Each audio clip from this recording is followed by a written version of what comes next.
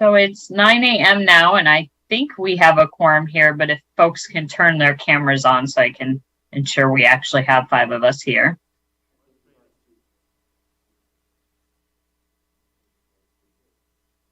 Great, we have at least 5 here.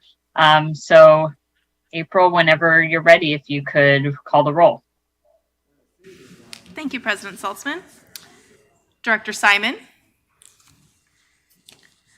Director Allen.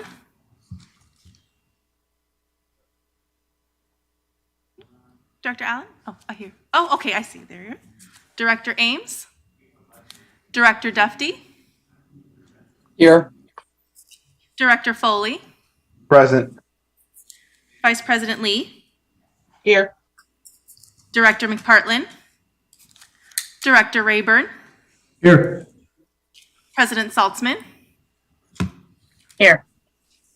Thank you. And Director Ames has also joined the meeting as well. We have a quorum. Thank you. Director Allen, can you please lead us in the Pledge of Allegiance?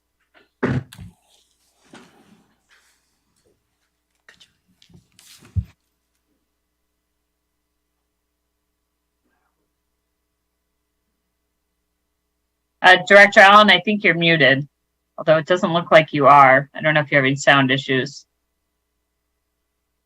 If you are, Hey, how's that? that's better. All right, let's start over. Sorry about that. I pledge allegiance to the flag of the United States of America and to the republic for which it stands, one nation, under God, indivisible, with liberty and justice for all. Thank you. Now we'll go to introduction of special guests. Does anybody have any guests to introduce? And seeing none, we will move on to item 2, which is the report of the board president. And I just have a couple items to report, both about upcoming meetings. I wanted to announce to the public that our September 22nd board meeting, our next meeting, which is an evening meeting at 5 p.m., will be the first meeting where we will come back in person at the boardroom and headquarters.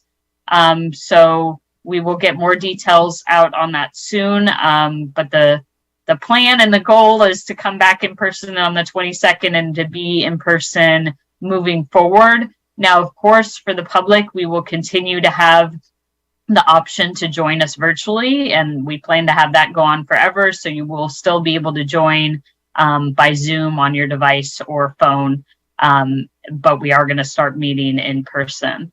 And then on October 27th, we have a very exciting meeting, which is we're going to go tour the Hayward Maintenance Complex, and the public is invited to join us at that as well.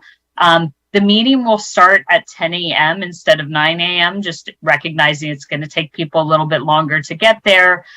So what we're asking the board and public to do is to take Bart to the South Hayward station, and there will be buses arranged to take people from the Bart station to the Hayward Maintenance Complex. So there will be many more details coming on that in the coming weeks, but just so you can mark it in your calendar, will be 10 a.m. at the Hayward Maintenance Complex. Is there any public comment on the report of the board president? I see one hand. Alita, please go ahead. Thank you. Good morning, President Rebecca Saltzman and members. Alita Dupree for the record. My pronouns are she and her. This is good. I'm encouraged. I've been talking about this a lot, having in-person meetings, because you just can't get your questions answered on Zoom, as I've said before. And it's not just about seeing you in the meeting and being able to have that. There's something about being in the room as opposed to being on Zoom. Yeah, that's the poet in me. But staff as well,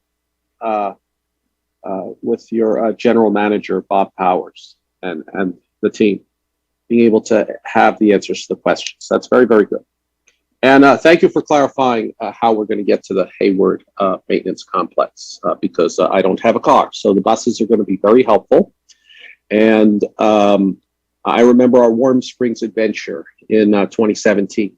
And after we were at Warm Springs, we got buses over to this maintenance building in Fremont and had a joint meeting and had a very nice boxed lunch. So this is good. Thank you. And I hope to be at that in-person meeting soon. Appreciate it.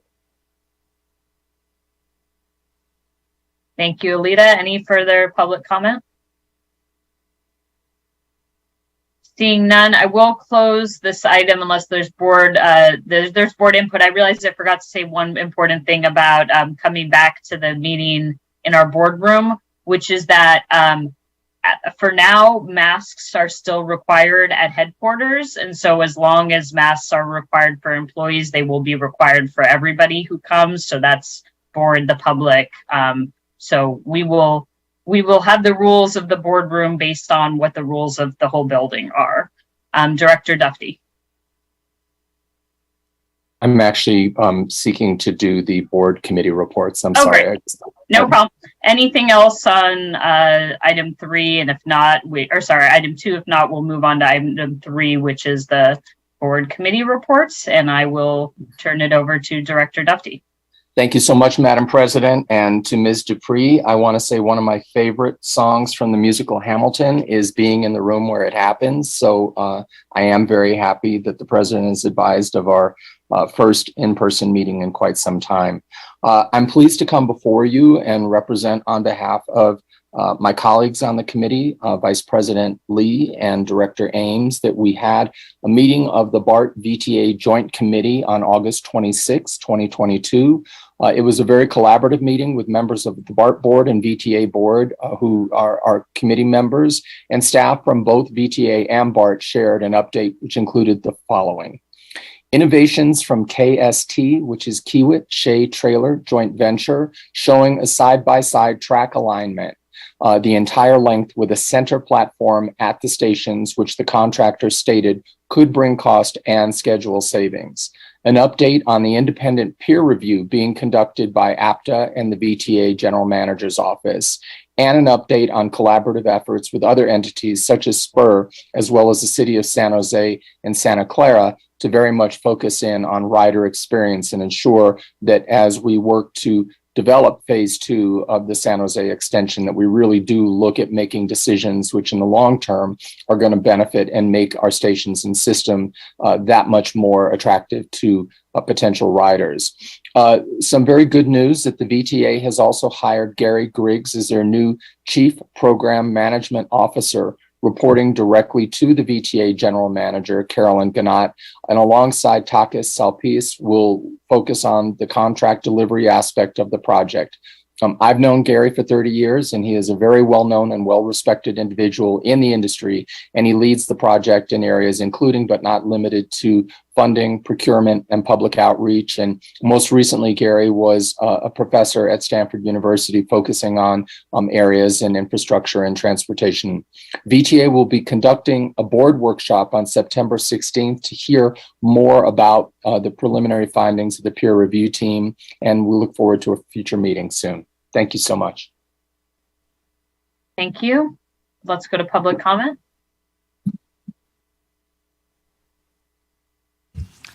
Alita, please go ahead. Thank you, President Rebecca Saltzman, Alita Dupree for the record, she and her. I was at that meeting. It was a good meeting, a really good meeting. I've been to several of those. And I really enjoyed the detailed presentations of Mr. Salpis, if I got his name right. Very well spoken, and I am encouraged about this project and being able to show that a single bore design, I believe, will work, as I've mentioned examples about it before. And I think we can do this because it's being done in other places. And so hopefully by the end of the year, maybe around in December, I will go to New York and use what is called the East Side Access, which is largest transit project since the 1950s in New York City. And it will terminate in a station called Grand Central Madison, which is about 10 stories below the legendary and historic Grand Central Terminal. They can do it in New York. I think we can do it here. because I want to have an easy ride to San Jose. So it was a good meeting, and I hope we can have another one. Thank you. Thank you. Any further public comment on this item? If not, any director comments or questions? Seeing none, we will move on to item 4, the consent calendar. Does anybody wish to remove an item, or if not, is there a motion to approve? So moved. I'll second it. So I heard a motion by Director Foley and a second by Vice President Lee. Any public comment on the consent calendar? Seeing none, let's go to the vote. Director Simon, Yes. Director Allen, Yes. Director Ames, Yes. Director Duffy, Yes. Director Foley, Aye. Vice President Lee, Yes. Director McPartlin, Aye. Director Rayburn, Yay. President Saltzman. Yes, Thank you. Motion carries unanimously. thank you. Next, we'll move on to item 5, the General Manager's Report. Good morning, President Saltzman, members of the Bart Board. Lovely to be here. Couple items to update the board on. So let's start off with the 50th celebration anniversary is here.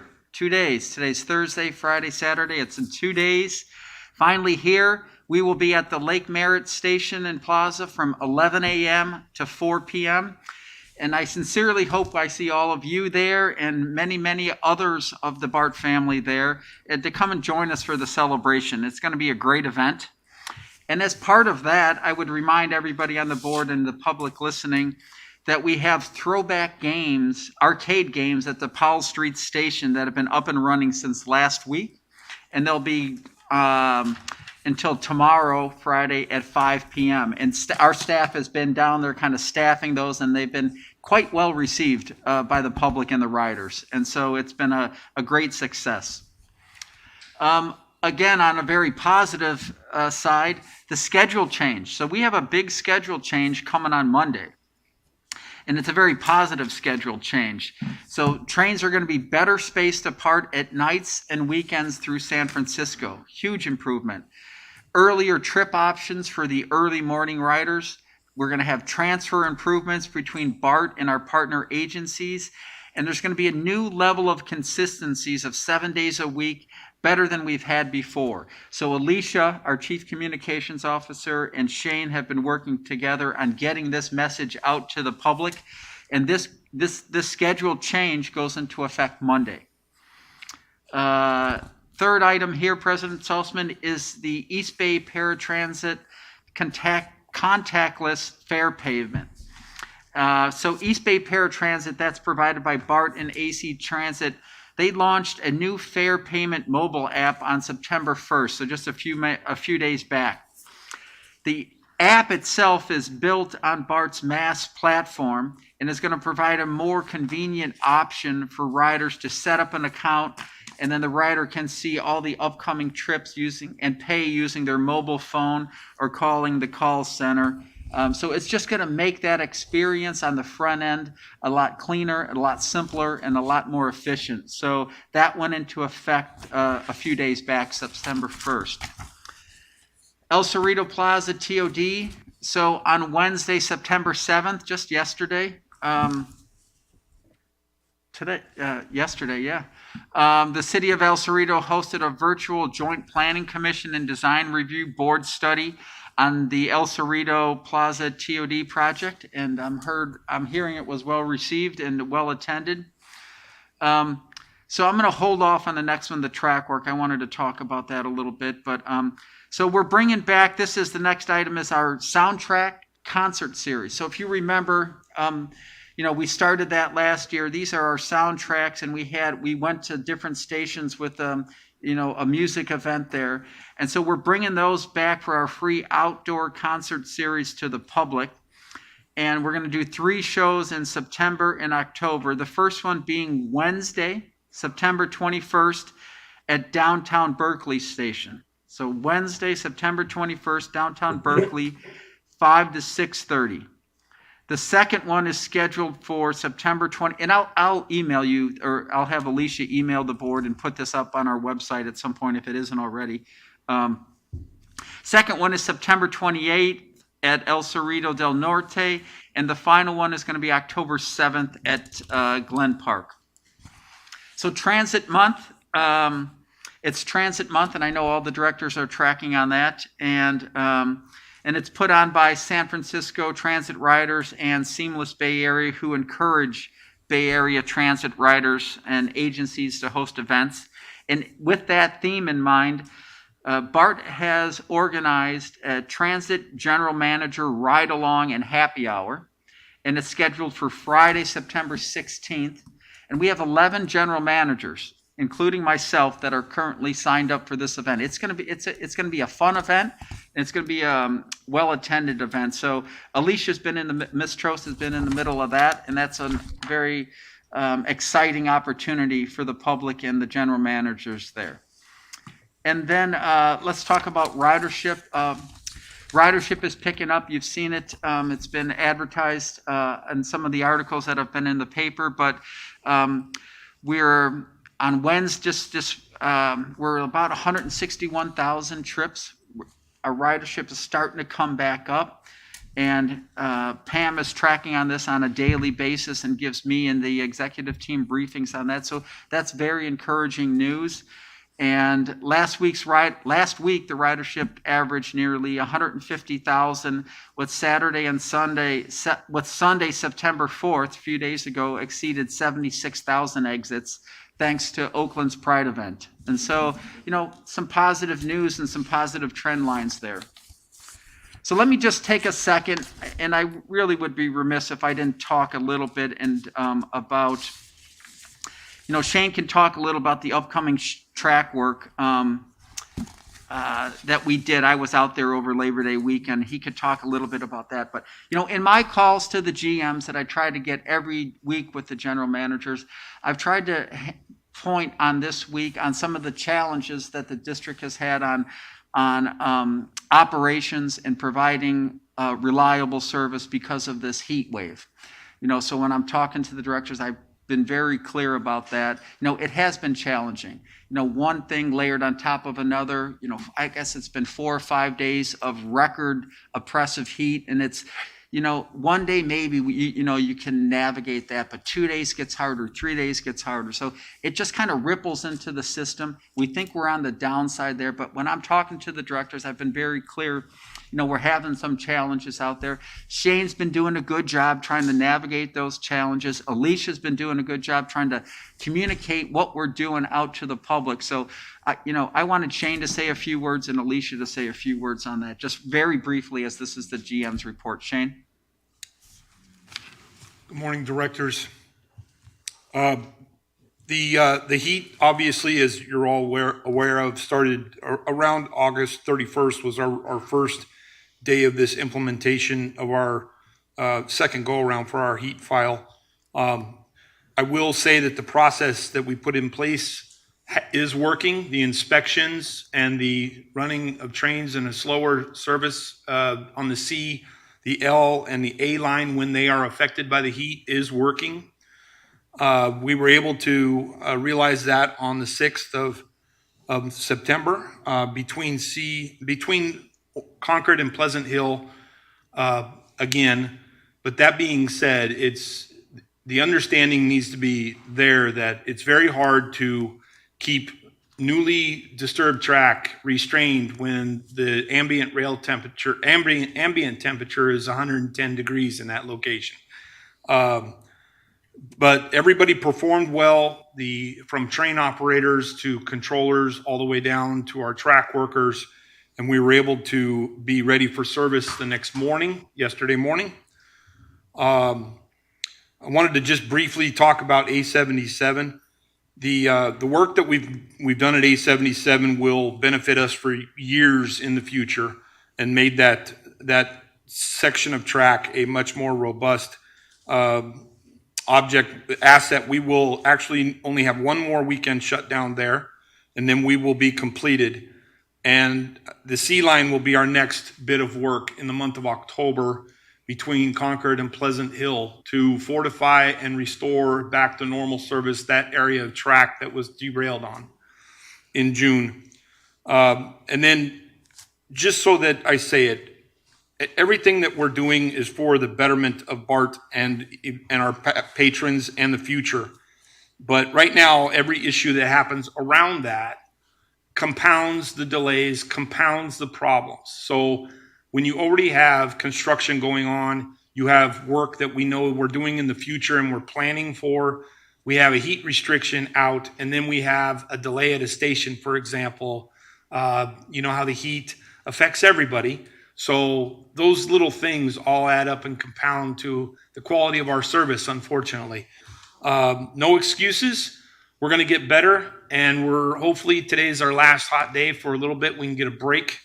And the last item I will hit on, we've had no heat-related injuries during this heat wave with anyone at Bart. Alicia? I would just add, I'm working to have the public become accustomed that when temperatures reach over 100, to prepare for delays. And usually, and typically it'll be 10 minutes. Our riders know it for rain, right? We've done a good job of training them. They know it, and they just aren't used to it for heat. And I want to explain to them also that it's just from slowing the trains. It's not circuitry problem, though sometimes that could compound it. So we're just trying to find new ways to explain that to the public, and just encouraging a lot of overhead announcements and service advisories, and just increased communication everywhere we can. Because as we train the public, they become accustomed to it, which is what we're trying to do. So with that, President, I will turn it back over to you and concludes my GM's report. Thank you. We'll go to public comment on the general manager's report. Alita, please go ahead. Thank you again, President Rebecca Saltzman. Alita Dupree, for the record, she and her.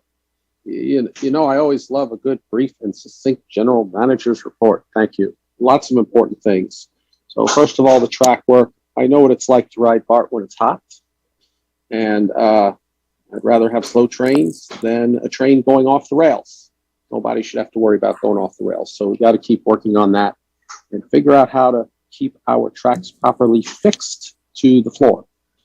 Most of my riding occurs in the central core system, of which those tracks are fixated to the bridges or in the tunnels. So it's a little different when you have gravel ballast under your concrete or wooden ties. So we got to work on that. And heat awareness is very, very important.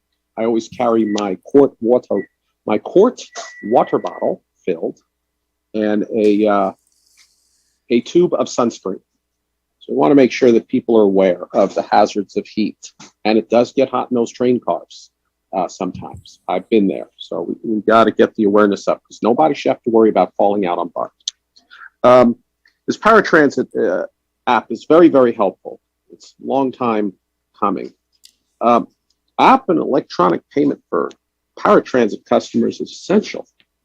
I know for myself as a person with disabilities, though I am not paratransit qualified, this is equity, because for people with disabilities, it is another trip that if they have to get cash, they have to go to the bank or the ATM, which for somebody who is paratransit qualified would require them to make another paratransit trip.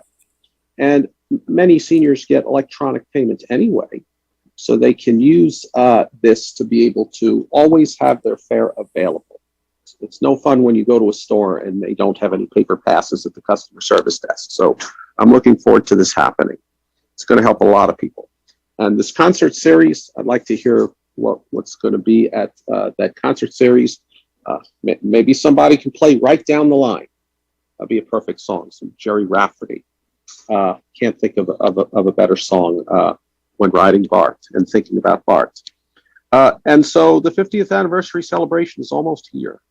And the general manager's ride along. I hope maybe I will be here for that. But the celebration, I'm 600 miles away right now, but I hope to get on that plane and come and see you for part of that day.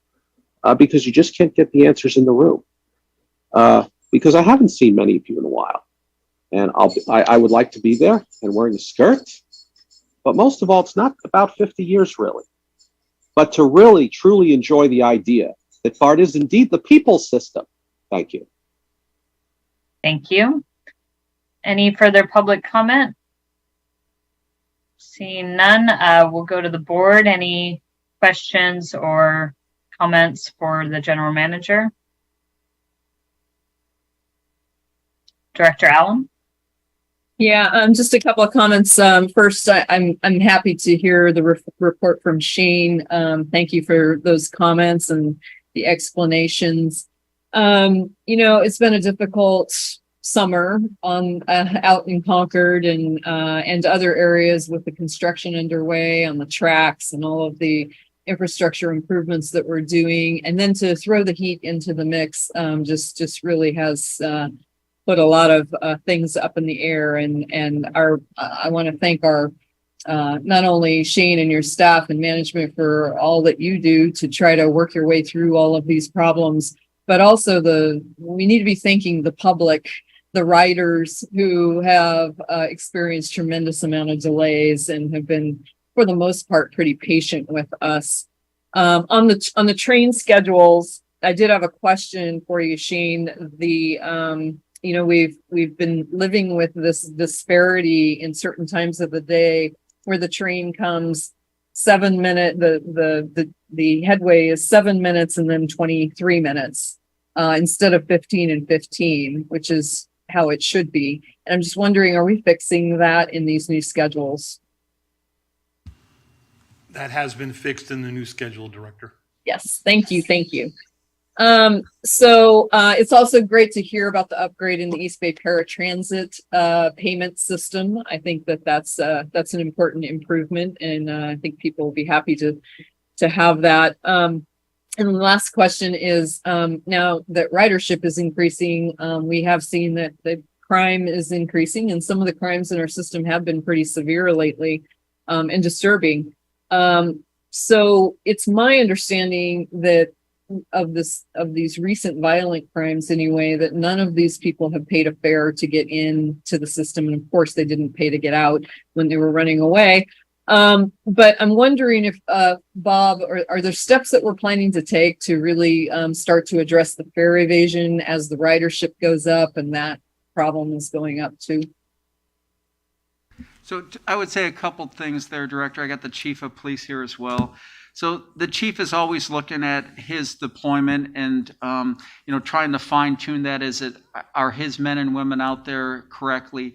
We are making sure that from our staffing levels, both sworn and not non-sworn within BPD, that we're the highest priority to get folks in the door on those, both at the ambassador level, the crisis intervention level, and the sworn officer level. So we're really focusing on our hiring there. And the second one, Director Allen, I would just also remind you that our RFP for the new fare gates is already out on the street under the leadership of Sylvia Lamb, and those proposals are due in shortly.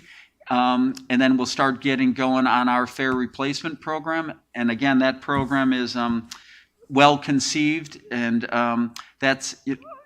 some projects are scope driven, some are scheduled, some are funding. That one we're pushing on schedule. So I would just point you in that direction as well, and that's a good thing. So thank you, and I'm happy to hear that's still ongoing. It's a project I've advocated for, really since my beginnings here. But I really believe that it also takes both. It takes the fare gate replacement, and it takes really far more police officers than we have. We know that ambassadors and the other unsworn civilian positions are a presence, but they do not have any authority to really stop anyone or even ask people. I mean, they can ask, but there's no authority there in those positions to curb crime or fare evasion or anything like that, except for the few fare inspectors that we have left.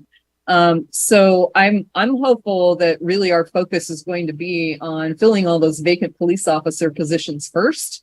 And then really, I think for the next cycle, our board really needs to be taking a hard look at the 2019 study that said that we were really woefully short in the numbers of police officers that were budgeted. And perhaps over the next several months, as we slide towards our next budget period, we need to really be considering, do we even have enough police officers as our ridership returns? Thanks.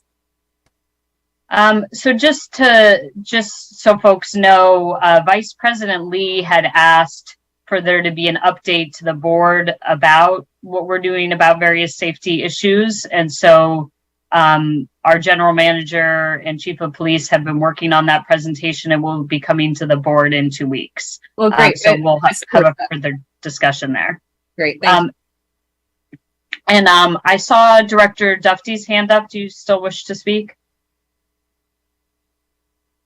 Thank you. I just briefly wanted to ask the general manager for his feedback on the joint Bart VTA meeting. He participated in the meeting, and I think it's a big milestone in terms of the direction of the project. And so I just wanted to ask the general manager for his thoughts. Thank you, Director Duffy. You know, as you asked me that question, I just go back to what Chairperson Glenn Hendricks, I believe, at the end of that meeting. Do you remember what he said? He said that, after the directors were talking, the committee members for VTA were talking, to Glenn got up there and he got the mic and said he's feeling very enthusiastic about the direction that this project is taken, with some of the advancements that they're looking at, improvements, betterments that the Kiewit Shea trailer team is looking at, the addition of Gary Griggs. And so, he was all about, this thing is going in the right direction, very enthusiastic. And I echo those comments, Bevan, or Director Duffy. I think it is going in the right direction. I like the approach of the Kiewit Shea trailer team. I like the approach, of adding Gary Griggs to this. And there's going to be a workshop next week on station design, I think on the 16th. We're going to report that back out to this board of directors there. So I think the partnership, the coordination is there, and, we're going to stay on top of it. Thank you. And I do share that enthusiasm. Director Rayburn?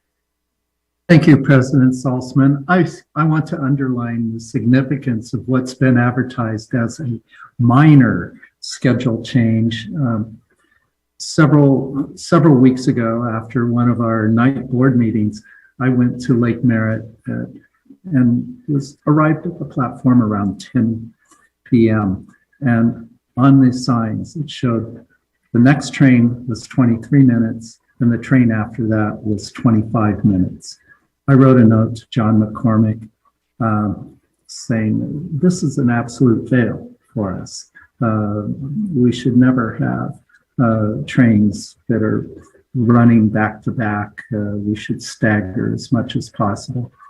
Over the weekend, I had the pleasure of talking with our new scheduling manager, John Fitzgibbon, and he shared with me the work that went into making these schedule changes so that will not happen again, and that they worked backwards to make sure that we're alternating our trains. So this is really a forward-facing move by Bart to better serve the passengers, and particularly late at night. Nobody wants to be hovering around late, maybe miss a bus connection.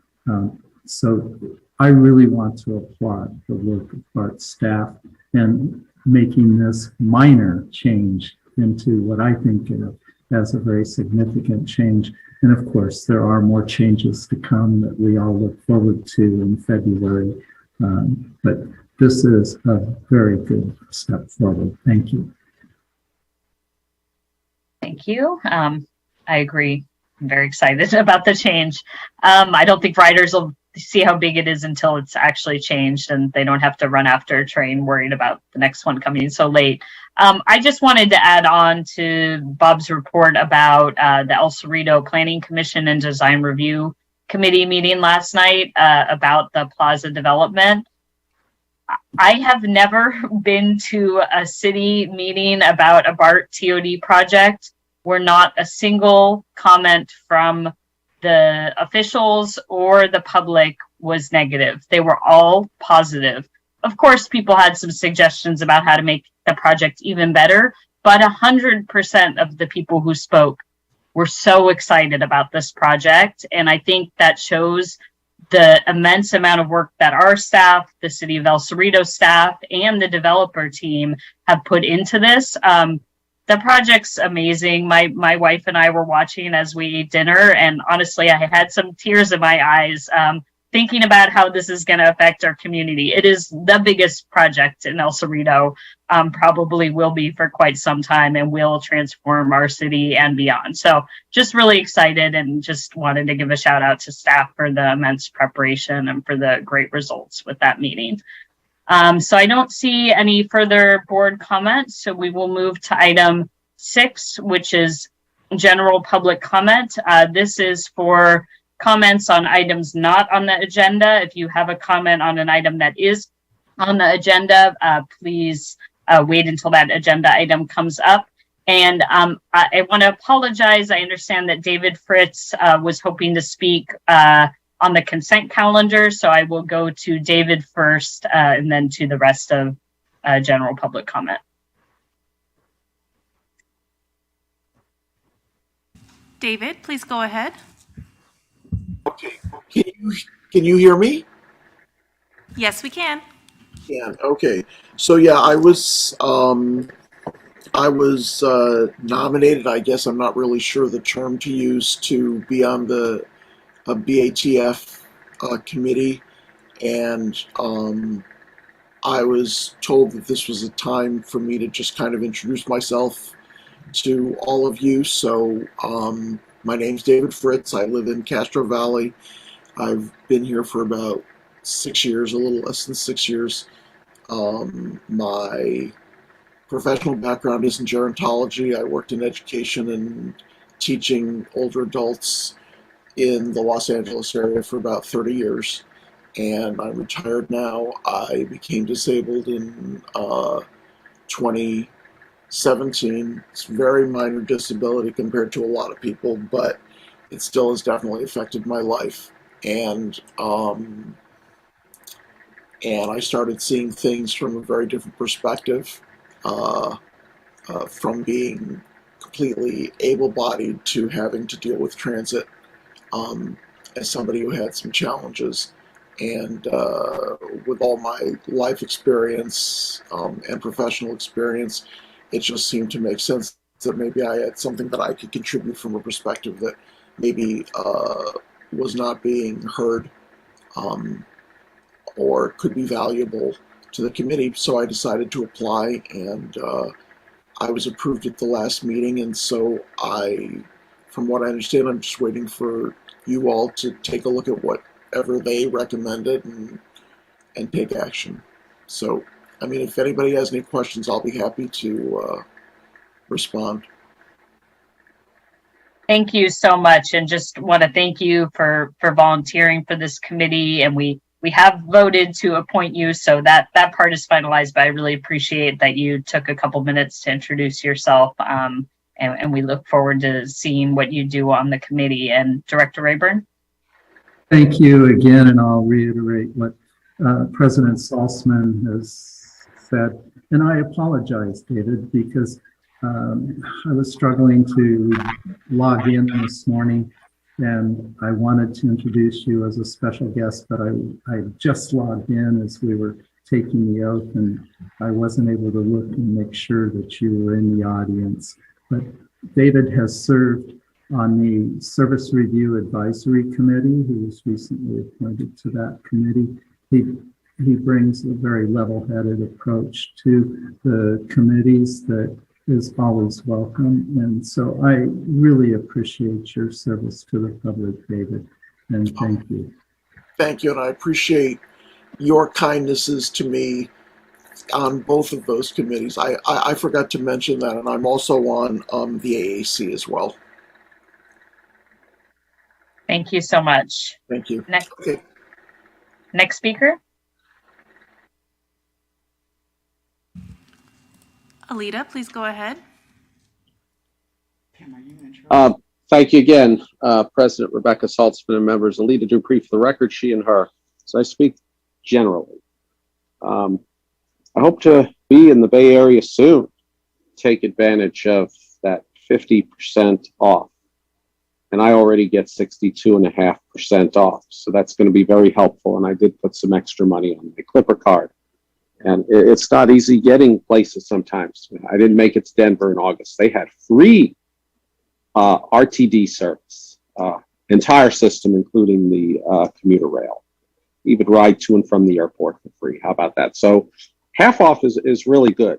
It costs me less than $2 to go to and from the Oakland airport. And how do we become more engaged? And as I go upon the system as a person who's different, and engaging with Bart in what I hope would be entertaining and endearing ways, to bring you the ideal of positive energy. And I sent you a note about a piece that I did for the MTA in New York on their board meeting, where I talked about positive energy and Jerry Rafferty and Grand Central Terminal. Because with this heat, being at home, it's not easy, especially getting on an airplane, where I have to tell myself, I want to get right down the line so I can come to Oakland once again and ride Bart and hopefully see you in some way. And so if I do make it, I'm not sure when would be the best time and how much time to come to the event. I guess I'll arrive when I arrive, not knowing how my day will turn out, because there are just so many things going on. And I'll have my quart bottle of water, sunblock, because I'm sure some of it's going to be outside. So this is very important. And I have been seeing some of these video shorts on the Bartable page about history of Bart. And we don't want to lose our history of Bart, because sadly, when the Dumont television network failed in the mid-1950s, the vast majority, about 20,000 films were discarded in the East River, and probably many have never been found. So we don't want to lose our history, because Bart is about tradition history, but it's also about being relevant to the future. Unfortunately, old Pennsylvania Station in New York City was demolished. But we still have Grand Central Terminal, and I'm sure some of you have seen it. One of you even said that you have been there. So just remember this. I hope to be with you soon, because Bart is indeed the people system. Thank you. Thank you. Do we have any further general public comments? Seeing none, we will now go on to item 7, which are the administration items, and I will turn it over to Chair Simon. Thank you so much, President Saltzman.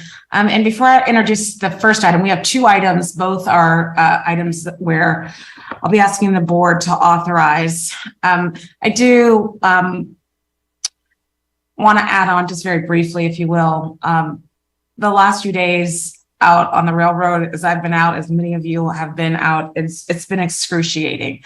And I think the board can join me in saying, as we have, but just to further offer a bit of thank you to the staff, seeing the system service workers and our train operators and our police officers literally sweating, standing at attention. I can't say enough. On Sunday, it was very, very, very hot, and I was in the East Bay with my kid on the platform for a pretty long time. And our staff were just steadfast throughout coming into the system, seeing folks cleaning up, being on the cars, seeing ambassadors on the cars, seeing in San Francisco, seeing 2 police officers on the cars in a 25-minute trip. It is very, very tough out there on good days. And so on days where the conditions are beyond our control, it's amazing and humbling to be able to watch the hundreds of folks, and on weekdays, thousands of folks who are making the system work. So thank you all so much. And I'm going to pull up just quickly. I am having a little bit of computer trouble here. If you can give me just one moment. Here, I have it here. My apologies, President Saltzman. We have two items that staff is requesting authorization on in the administrative section. Pamela will be presenting on our first item. And Dennis, I know that you're here too for background. The staff will provide a bit of summary and our responses from the 2021, I should say staff's responses to the 2021-2022 Alameda County Grand Jury Report.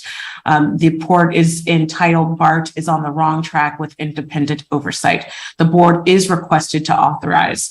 In your packets, board members and members of the public found on Legistar, you will, if you have not, you will be able to see, and if you did, you know where they are, the responses to the 21 and 22 Alameda County Jury Report and the responses, the EDD and the responses to the report. There will be a staff presentation on this item.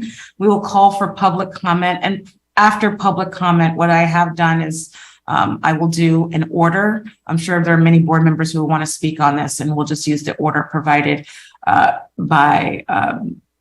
the list that I'll go down. And I'm hoping that we can give all the directors an opportunity to express their concerns who want to. And then we will move to item B, which is the amended and restated Clipper memorandum, of understanding. So with that said, Pam, please provide us with your presentation, and thank you for being here today. Thank you, Chairperson Simon. So Pamela Herhold, AGM of Performance and Budget. So we would first like to express our appreciation to the Alameda County Grand Jury for their thoughtful report. And as you have noted, we have in our board packet the Grand Jury report, the response drafted by staff on behalf of the board, and an EDD with a motion for board consideration.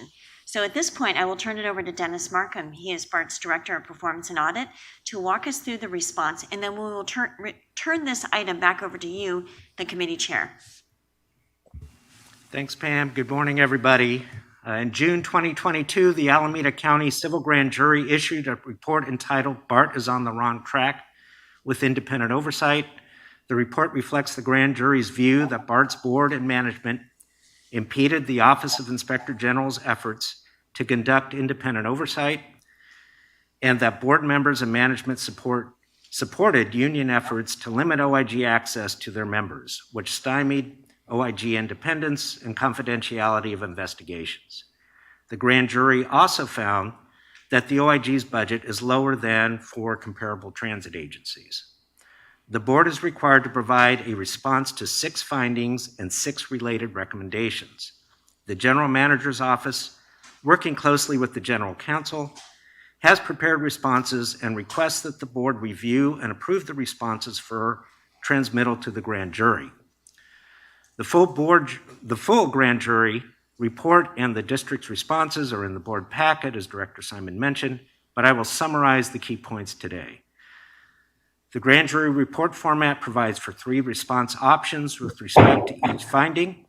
The agency agrees with the finding, disagrees with the finding, or partially disagrees with the finding. Bart disagrees with 4 of the findings and partially disagrees with 2. The grand jury report format provides for 4 response options with respect to each recommendation. The recommendation has been implemented, has not been implemented, but will be implemented in the future. The recommendation requires further analysis, or the recommendation will not be implemented because it is not warranted or it is not reasonable. 4 of the recommendations will be implemented or have been implemented. 1 requires further analysis, and 1 will not be implemented. While the board and management appreciates the hard work of the grand jury and agrees that some of the issues noted are valid, the grand jury's assessment does not paint a complete picture, nor does it fully reflect progress that Bart has made independently in some of the areas noted. For example, management has accepted 40 of 47 recommendations made by the OIG during its audits and investigations. Furthermore, management has revamped its California Statement of Economic Interest disclosure process and is reviewing its codes of conduct and conflict of interest policies, all based on recommendations of the OIG. The grand jury report states that Bart's board and management interfered with the OIG's performance of its duties. The board and management acknowledged that there was a steep learning curve for staff to adjust to the OIG.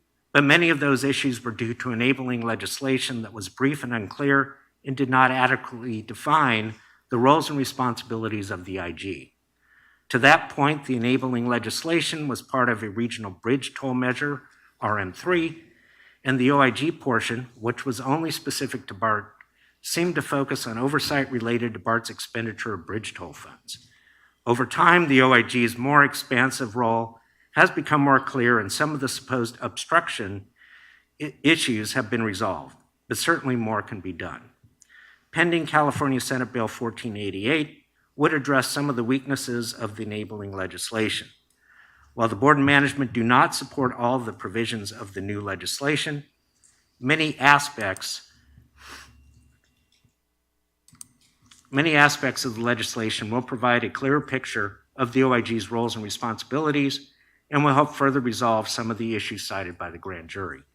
The grand jury report also states that BART's board and management support labor unions in setting unreasonable conditions for the OIG to engage with represented employees. The board and management have remained neutral in this regard. In response to reviewing the OIG charter, the board asked the OIG to resolve the staff access issues directly with the labor unions. Without agreement between the OIG and labor unions, the district could be subject to grievances, arbitration, and litigation that could arise from issues between the OIG and labor. The board anticipates that the OIG will move forward with an updated proposed charter once the OIG resolves issues with the labor unions. The grand jury report finds that the OIG's budget is much lower than OIG budgets of comparable transit agencies, and the report specifies that BART's board of directors must increase funding for the OIG to the level of peer transit agencies. The OIG's budget is low compared to similar agencies. The board and management have supported the OIG's effort to secure additional funds through the Bay Area Toll Authority, which is the mechanism in the enabling legislation to increase the OIG's budget. Furthermore, the board revised its 2022 state legislative advocacy program to include the pursuit of additional funding for the OIG, and BART staff met with several Bay Area legislators during the state budget process to discuss the OIG's funding needs. One of the criteria for BART's support of RM3 legislation was the assurance that funding for the OIG would come from sources separate and distinct from BART. Using BART funds to increase the OIG's budget does not meet that criteria and is also not advisable. As the grand jury report indicates, BART relies heavily on fair revenue for funding, and like most transit agencies, ridership is way down due to COVID-19, resulting in projected funding shortfalls ranging from $100 million to $200 million annually after federal relief funds are expended. Finally, the responses reflect the commitment of the board and management to resolve differences. I know we'll have public comment, but I would like to be on record as moving the item. District Secretary, do we have public comment on this item? Yes, Chair Simon, we do. Thank you. Alita, please go ahead. Thank you, Chair Latifah Simon. Alita Dupree, for the record, she and her, as I speak on this. This is a very complicated item, and I'm going to claim standing to speak. And I wrote a bit about it in your letter. And this whole affair does strike me as very adversarial. And it shouldn't be. I think that anything we do at BART should be collaborative. And I still fail to see the nexus about how this whole report is going to help the ordinary riders of the public like myself, especially people like myself who are different and don't meet societally established definitions. I want something more inclusive. And I'm thinking about the things that we're focusing on, that's being focused on this report. And I think the district's responses are reasoned, and I am generally in alignment. But I want a BART that's going to be more focused on things that really affect the public, like track safety, power, wheels, general personal safety. When I fly on an airplane, I don't want an engine failing in flight. I don't want a flame out in flight. I don't want an unruly passenger on my flight. And I'm not really seeing these basic issues being touched on in this report. I do believe in a BART that operates under a very basic principle of clear direction. So I believe in the idea of you as a board creating policy and guidance, and you have your general manager, who I've supported and continue to support. Bob Powers in taking your policy and guidance and using it to build what I would hope to be is the best system that we can have. I would think that Bart, Bob, and I are in agreement on that. Now, of course, I also talk about taking it to the next level of having a system that follows ideals that are legendary and stately, and there are many examples of that around the world. And, you know, funding for the IG should be independent. I can't go out and ask for more money. And so we have to live with that. Now, if BATA puts a proposal to add funding for the IG, I will support that in a public meeting. But the thing is that independence comes from money outside of BART. And we are not the same as the New York City subway or the Chicago L or the Washington Metro. So we can't make apples to apples comparison here. What I want to hear from this is hopefully the nexus that will tie into the idea that BART is truly the people's system. Thank you.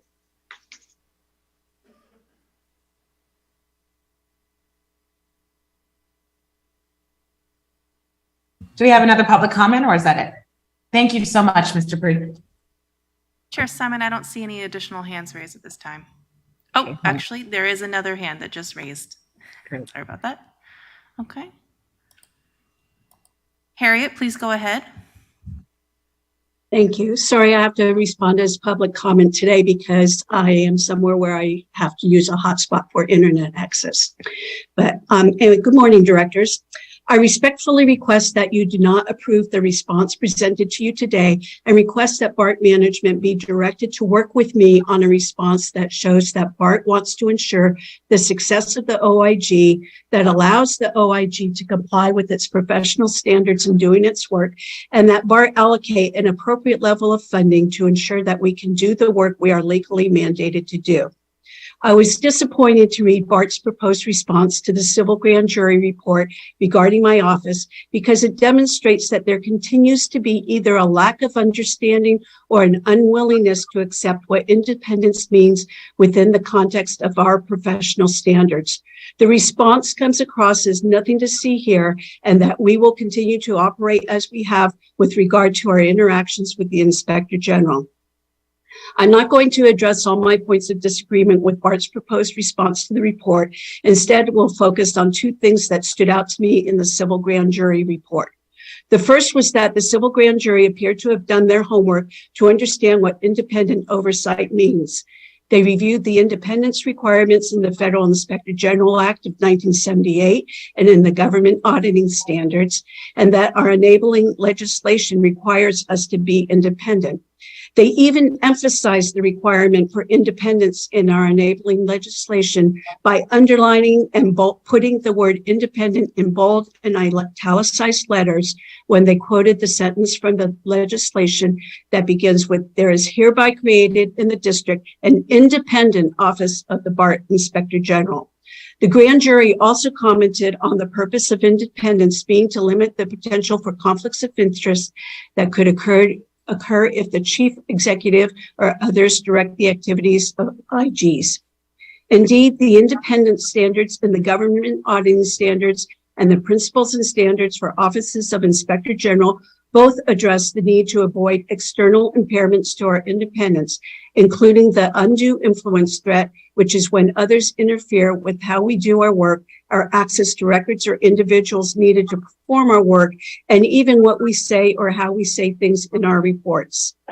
The second thing that stood out to me was the sentence that said the grand jury had interviewed members of BART's elected board and senior BART officials. The combination of their review of authoritative literature and their interviews tells me that nothing was said in those interviews Nothing said in those interviews was sufficient to convince the grand jury that Bart had not obstructed or interfered with the OIG's independence. If the grand jury had been convinced, this report would not exist. I also point out that the reason there is currently legislation to clarify the authority of the IG is most likely because others outside of Bart can clearly see that obstruction and interference has occurred and continues to occur. Yet Bart has requested. I wanted you to know that I'm not going to stop your clock. Okay. I want you to. Okay. Thank you. Okay. Please continue. Okay. So the legislation is to clarify the authority of the IG is most likely because others outside of Bart can clearly see that obstruction and interference has occurred and continues to occur. Yet Bart has requested that the governor veto that legislation. I do want to acknowledge that some directors have been strongly in support of the IG, while others not so much. As disappointed as I was to read this response, I was even more disappointed that prior to writing it, Bart management was not willing to discuss or work with me to come up with some common ground solutions to the response, despite my reaching out to them to do so. This board and management often publicly say they welcome the independent oversight. Actions need to match words. Although Bart and the civil grand jury have acknowledged that our office is significantly underfunded, no entity has been willing to provide the amount of funding needed to ensure our office can provide the level of oversight we are legally mandated to do. Although OIGs are typically adequately funded by their own organizations, and the civil grand jury report recommends that Bart itself provide an appropriate level of funding for this office, Bart continues to decline to do so, and to date has only committed to seeking outside funding. It is important to note that although our enabling legislation says that BATA may provide additional funding, there's nothing in the legislation that requires BATA to be the only funding source or that prevents Bart itself from providing funding. I believe that if Bart truly welcomed the independent oversight, it would provide adequate funding just as other transit and non-transit agencies routinely do for their IG offices. For these reasons, I reiterate my request that you do not approve the response presented to you today and instead request that Bart management be directed to work with me to come up with a response that demonstrates that Bart truly does welcome independent oversight. That concludes my comments. Thank you. Thank you, Ms. Richardson. I'm looking at the hands and I'm just going to try to make an order quickly. Board members who would like to comment, if you could raise your hands. Simon? Yes. Simon, I'm sorry. Excuse the interruption. I'm sorry. We do have another public comment hand. I should have asked you as such. Okay, thank you. Please go ahead. Joe, please go ahead. Thank you. Joe Kunzler here. I'm kind of running in between meetings this morning, but I wanted to first wish Bart a very happy 50th birthday. You are without doubt the nation's leading transit system, and I just wanted to make the time today and wish all of you a very happy 50th birthday. Second, as someone who read the authoritative history of Bart in the first 50 years of Bart, greatness, I'm not surprised that once again Bart faces itself in a trial of accountability. I call upon you to adopt the grand jury report and to work with the citizens and bring people back to transit. And finally, I cannot help it. I just want to wish Elisa Trost and everybody at Bart and Director Powers and everybody else at Bart a happy birthday party this Saturday. Sorry I won't be there. Thank you for having me. I hope you all have a great weekend. Thank you. Thank you so much. So I will ask again, I apologize for just jumping. Are there any more members of the public who would like to speak on this item? I don't see any additional hands raised, Chair Simon. Okay, and I do want to make sure that I have everyone. Okay, all board members who would like to speak on this item, you have your hands up. Okay, why don't we start with President Salzman, and then we can move to, in the way that I see my screen, Director Ames and Director McPartlin. And I have also Director Rayburn going once. All right, why don't we, and Director Allen. So I have President Salzman, Director Ames, Director McPartlin, Director Rayburn, and we will close with Director Allen. Unless, unless there's someone else, but I'll be keeping track. Okay, please, Director Saltzman. Okay. So first I wanted to say, you know, I fully support us having an independent office of the Inspector General. And I think the history of how this office got made, there were some problems with that. And now we're kind of struggling through that. And I think some of that is natural. I just want to remind, I see we have some members of the public who haven't typically been at our meetings. So I just wanted to remind folks of the history, which is that this legislation was a backroom deal added to other existing legislation. Bart got zero input on it.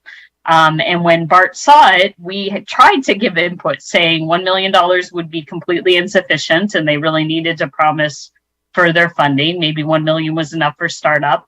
I went and lobbied on that. Staff went and lobbied. I believe other directors did too, to try to get them to change that language because we knew it would be insufficient. And we also knew that the language was very unclear and it would be insufficient and we would run into issues. Unfortunately, they said, no, this is a done deal. Our backroom deal is done and we will not make any changes. So we are left with that today. And I think that is what has led to some of the conflicts that have happened. And I just wanted to say I really appreciated the comments of Alita Dupree. I mean, I often appreciate Alita's comments, but I think they were right on this, which is, you know, we need to be more collaborative. And also we need to focus on the things that are truly important to riders. I appreciated the measured response from staff. And I believe Director Simon, Chair Simon made a motion. And so if she did, I will second that motion because I do support the staff written response to the grand jury report. And I think what I would hope is that the grand jury would join us in asking BATA and the legislature to fully fund this office. I actually think we'd get past so many things if we could get some more funding for this office. And we all support doing that. Management, the board, the OIG, we're all united on at least that part. We want to find funding for this office. And I really think it's incumbent on the legislature to help us figure this out since they created this issue and we're unwilling to have Bart's input into the legislation. And I think it's on BATA. I mean, we'll see in the next item on this agenda, MTC is stepping up to pay more into Clipper to take some of the burden off transit operators. It's a lot of money they're putting in on that, and we appreciate that, but clearly there's money there. And so I think it's going to be important. I mean, I've worked on issues in regional government and the state legislature for decades, and I know sometimes you go out, work hard the first year, and you get nothing. And you might have to go out and work hard the second year and get nothing. But we just need a concerted effort, and I truly believe we will get there. But we need the tent of people asking for this to actually be bigger than BART. So whether it's the grand jury, whether it's other outside elected officials, whoever it is, I think we need to build a coalition to demand that this funding come forward, because clearly there's no money in BART's budget for it. But we also think that this is very important. And for the OIG to be fully operational and effective, the funding is needed to make that go forward. So I appreciate it. I don't know which director asked for it, but staff sent us the very detailed information on everything they did this year, all the meetings. Some of those meetings I didn't even know about. I just knew the general story. So I think we did everything we could internally to get funding. It didn't work, but I do believe if we keep going at it, we will get there.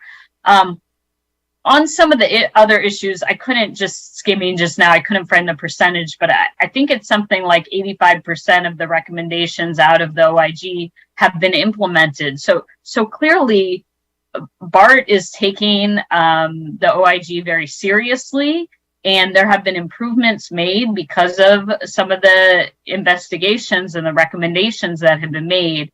And so I think that's really positive. And I think when we have these conversations, we need to acknowledge that we are doing the vast majority of what that office is asking BART to do. And we should continue to do that. So there have been a lot of positive things that have happened. And I unfortunately think a lot of the negative things have been about relationships and interactions, and we need to continue to work to improve that, because clearly various folks are not fully understanding each other. And some of it is growing pains with this new office, just as we had some growing pains when we first had the office of an independent police auditor. And I think we've really gotten past that. So I'm hopeful we will with this as well. So I'll end my comments there, and look forward to continuing this work. However we vote today, there's clearly more work to do. Thank you, President Saltzman. We have a motion and a second on the floor. Next on our stack, I have Director Ames, Director McPartland, followed by Director Rayburn, followed by Director Allen. And I'll try to keep up. And I do see your hand, Director Dufty, as well. And you will bring us home, and then we will end discussion and go to the vote on this. Director Ames, please.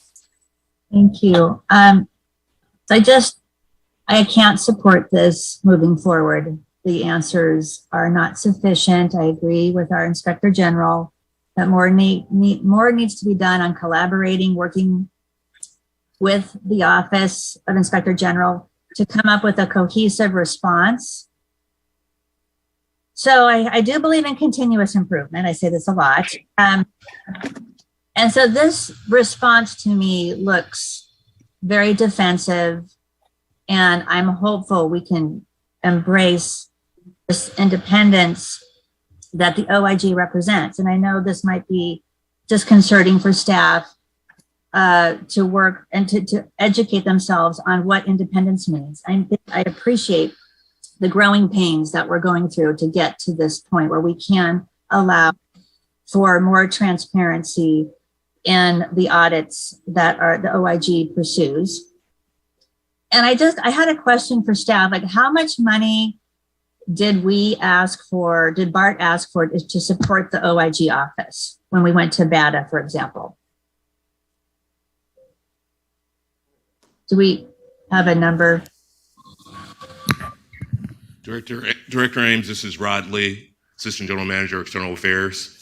So there was a conversation with BADA in regards to increasing the funding earlier this year. There was not a specific amount that was asked for BADA. It was just taking the temperature in regards to RM3 being in litigation. If there is funding available, there was a resounding no, that there is not funding available until that's adjudicated and the decision is made. However, staff did seek a specific amount of funding from the California State Legislature. We sought $1 million in consultation with the Office of the Inspector General. Unfortunately, that was not accepted by one of our senators. One of our assembly members initially expressed some interest in moving it forward, however, decided not to move it forward. So ultimately, there was not a budget request that was moved forward by any state legislator. Thank you for clarifying that. Okay, so it's roughly $1 million. I did hear it might have been a little bit more than that, maybe almost $2 million. But this is to support the OIG's office to do a sufficient amount of work related to each individual audit that they decide to pursue. So I am concerned mainly about the response in this, that we couldn't find the money for this office. This is the one I thought we could collaborate on. And we've got an extraordinary amount of money from the federal stimulus. I mean, it's over $1 billion. And yes, I agree that we do have a funding gap. Our expenses are exceeding our revenues. And then in 2025, I believe we're over 200 million in, we don't have enough funding to run BART in 2025, which is disconcerting. I know BART is working on a plan to get more money from other sources to fill this gap. But, when we talk about supporting, the unions, which we just did, we allowed for a pay increase after the budget was approved. And it was substantially more than this amount, clearly, but I think BART could find the money to support this office, say $2 million. or even $1 million would help. And I know Bart is working with the OIG's office to try to help fund some of the audits already, which I applaud, but it's not sufficient. And it would be great if Bart could embrace this budget request that the OIG needs, because it goes back to why this is important, and why the audits are important is really to just do this. We talk about this a lot, the continuous improvement, the changes in policies, possibly reorganization of certain departments to make them more efficient, more nimble. And we need to do this anyway, because we do have a budget shortfall coming in FY20 and 2025. So I think we're going to get, maybe we won't see hundreds of millions of savings from these audits, but certainly we're going to be more efficient. There might be savings in the tens of millions of dollars. Maybe that's an overreach, but to make Bart more nimble and more efficient through reorganization potentially, and and the performance of how they do their work.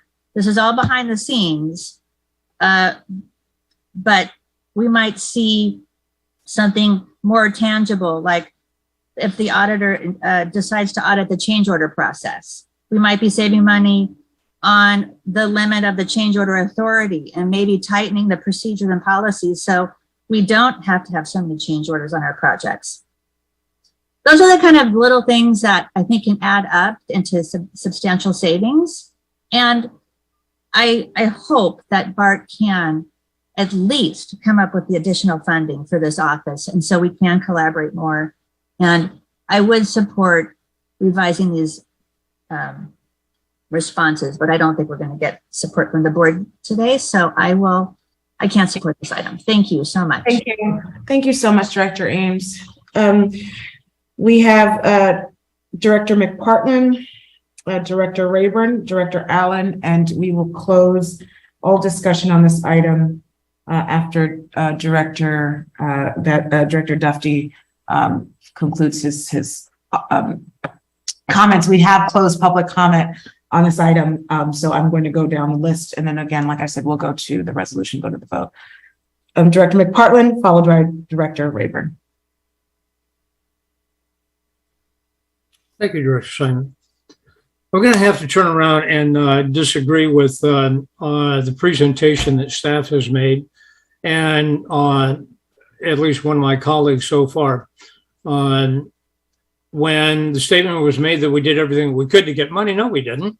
We identified that we needed the money.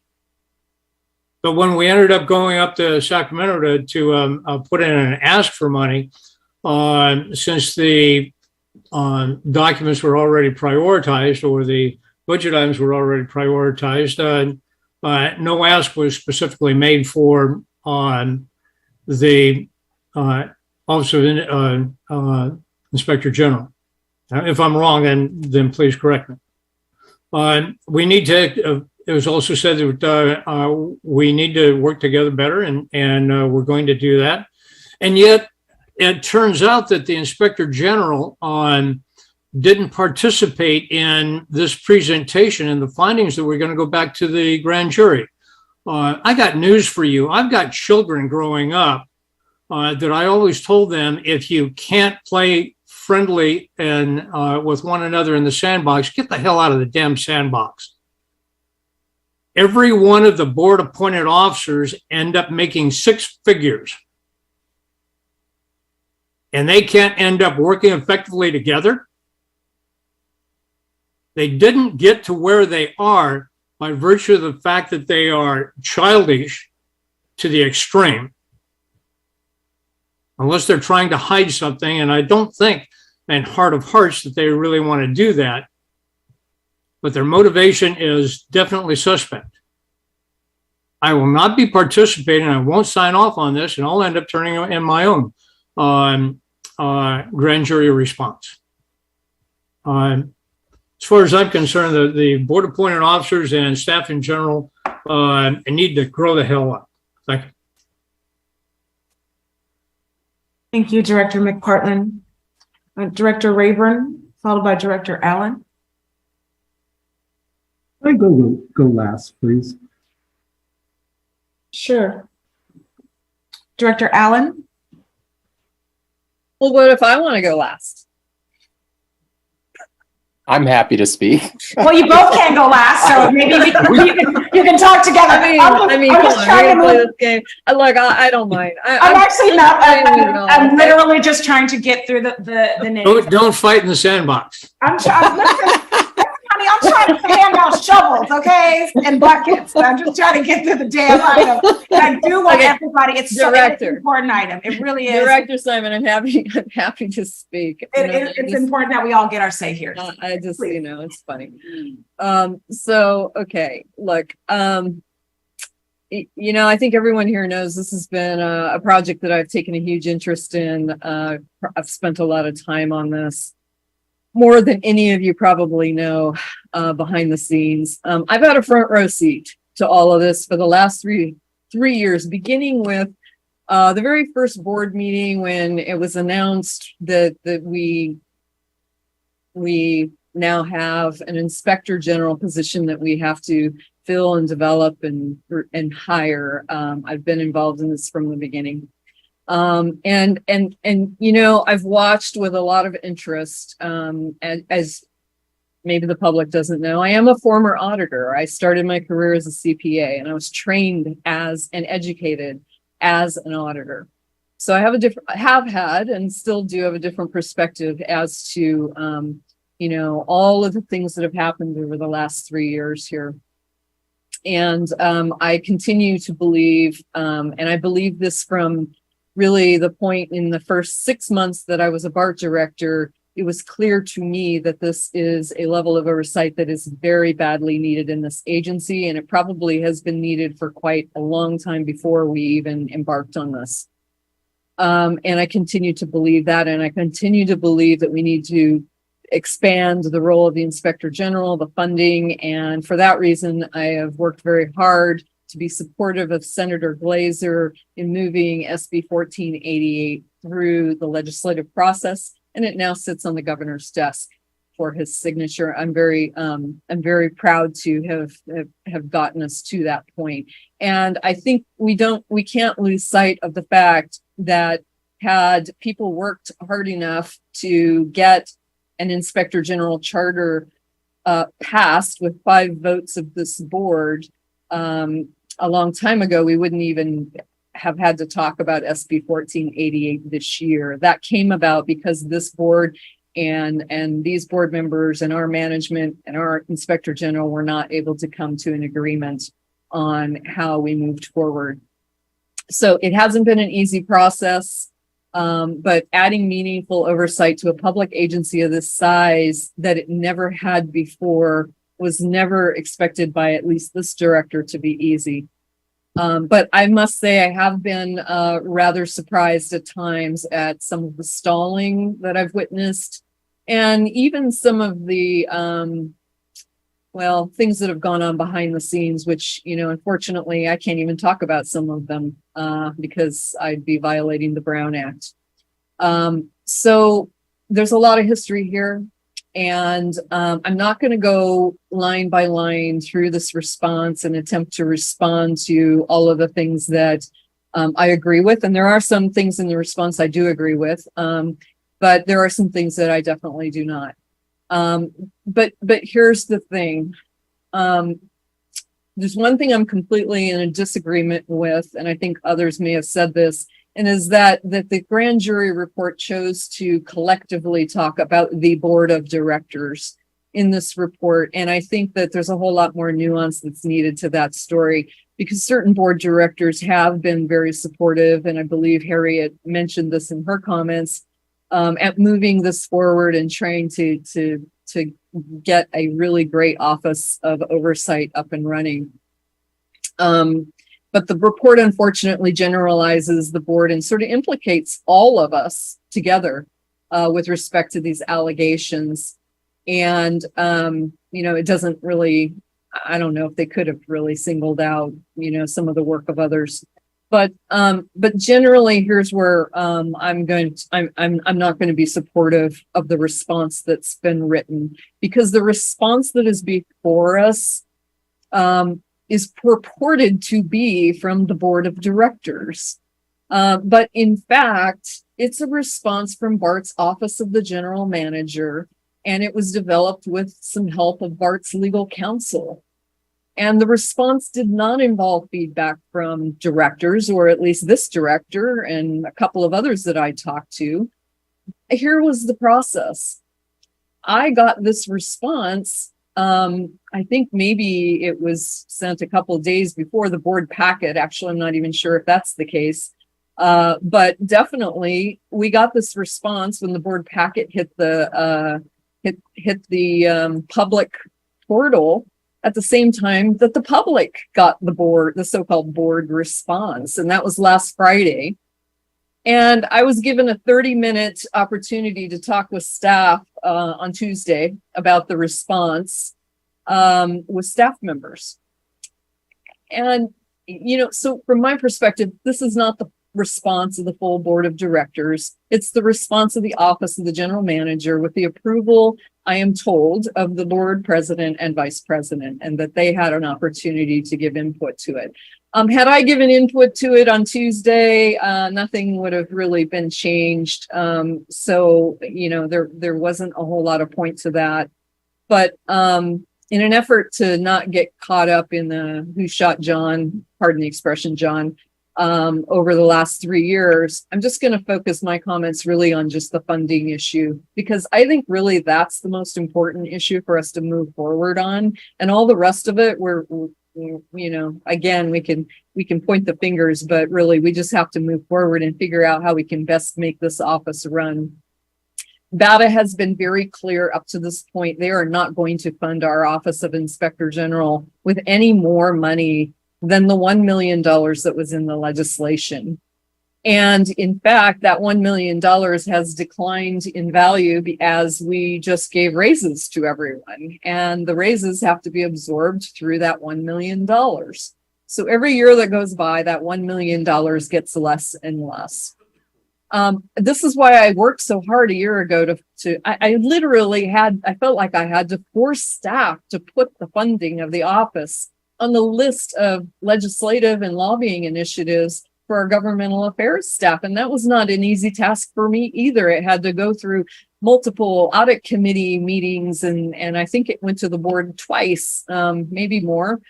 And if everyone had really been on board with that, then the very first board meeting where I suggested that we make this a priority for our lobbying group, if all of these board members were on board with that, they should all just said yes, vote yes. Okay, but they didn't.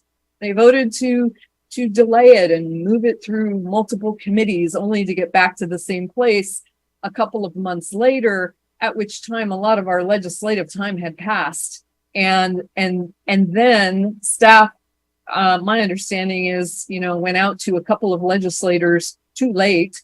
And the legislators said, I'm sorry, I've already submitted my requests. And others said they would, and then they couldn't. So the fact of the matter is staff failed to find a legislator to move this on, probably because it was too late in the process. It got delayed. And I believe that delay and basically that failure over this last year on the funding issue was really because it just wasn't a high priority for our management. And I think that's really the heart of this grand jury report, is that this oversight has to become a bigger priority. So many statements that I disagree with in the response, many that I do agree with, but I suspect this board's going to approve the response as written, without really the opportunity for others to really have conversation about how to refine the response so that everyone could agree.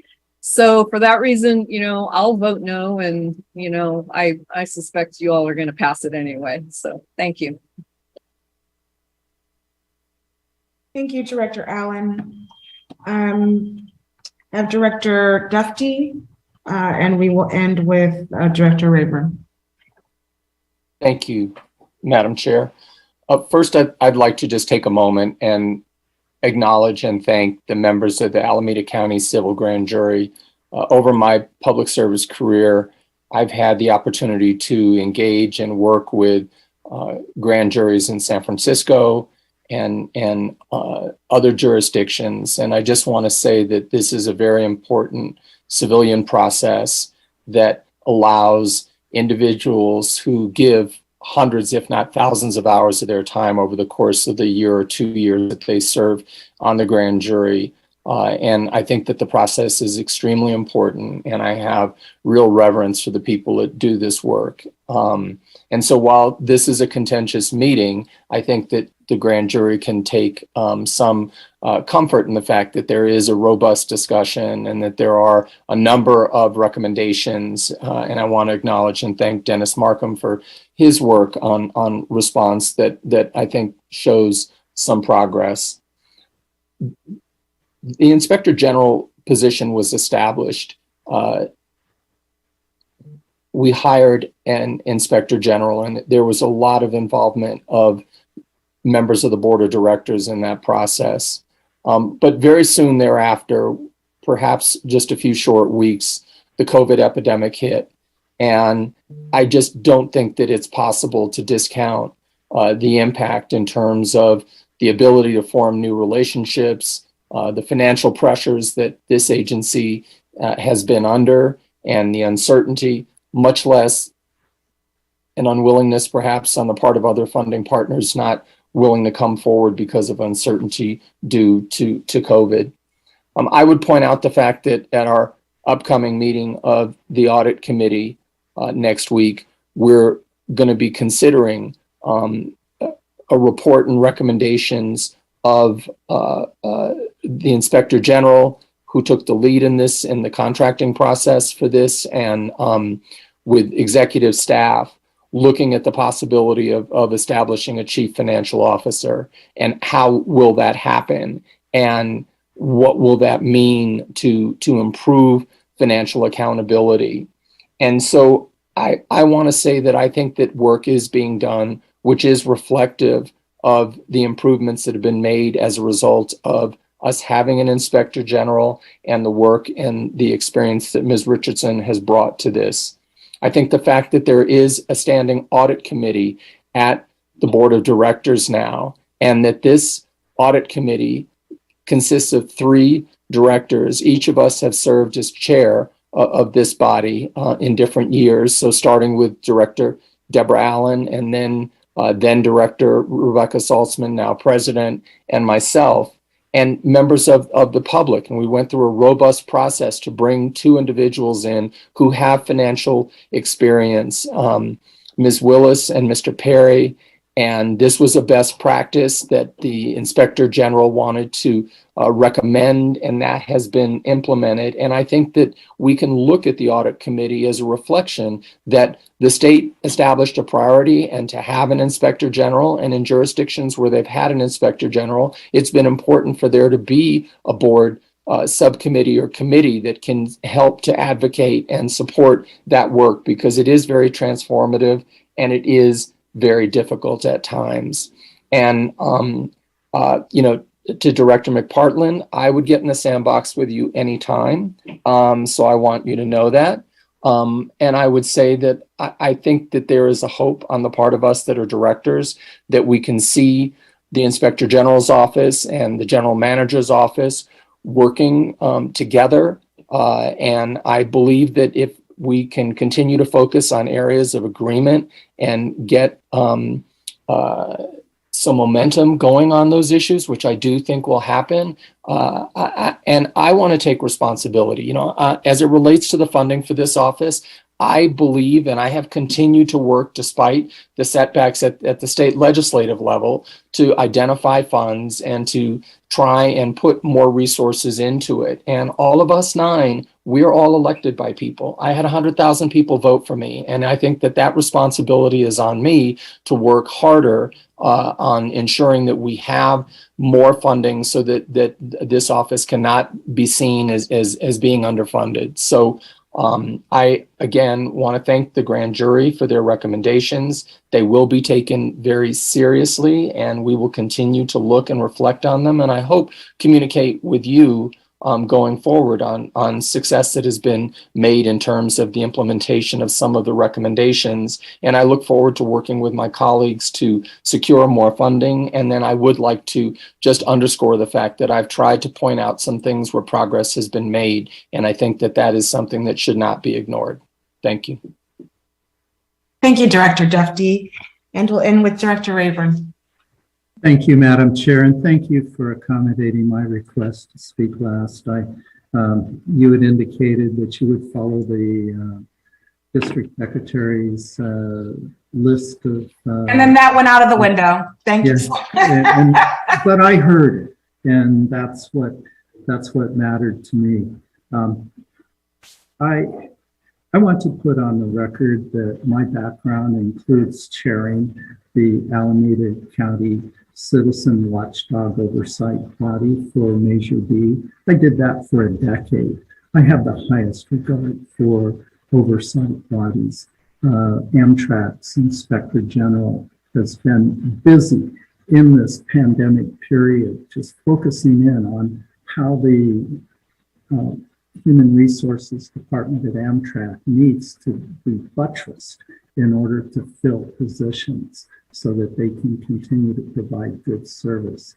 Even in the city of Oakland, our city auditor has done great work. I've been on the sidelines applauding reports on the adoption of the homeless and housing plan. So there's nothing in my DNA that is against an Inspector General. I do want to call attention to Dennis Martin's early comment that the grand jury report does not paint a complete picture. Boy, is that the truth?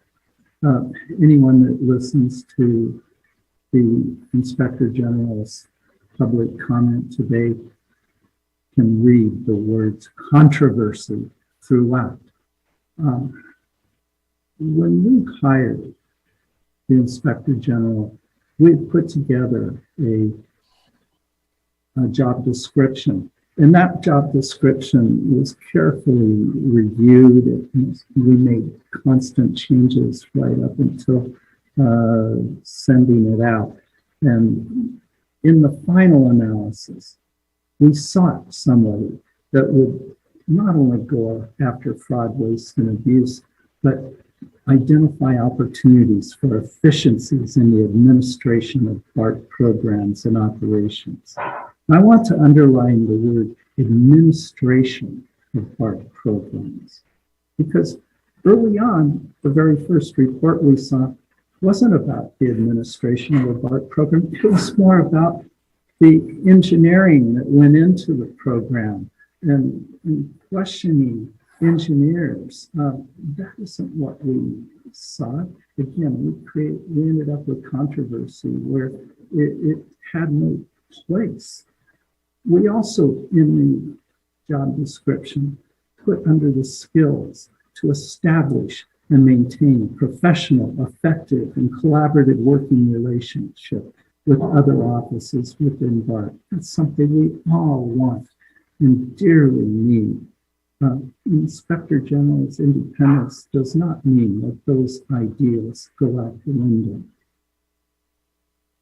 Soon after the hiring, in fact, it was in January of 2020, I received a letter that referred to a report in the city of Palo Alto by the auditor, Kevin Harper.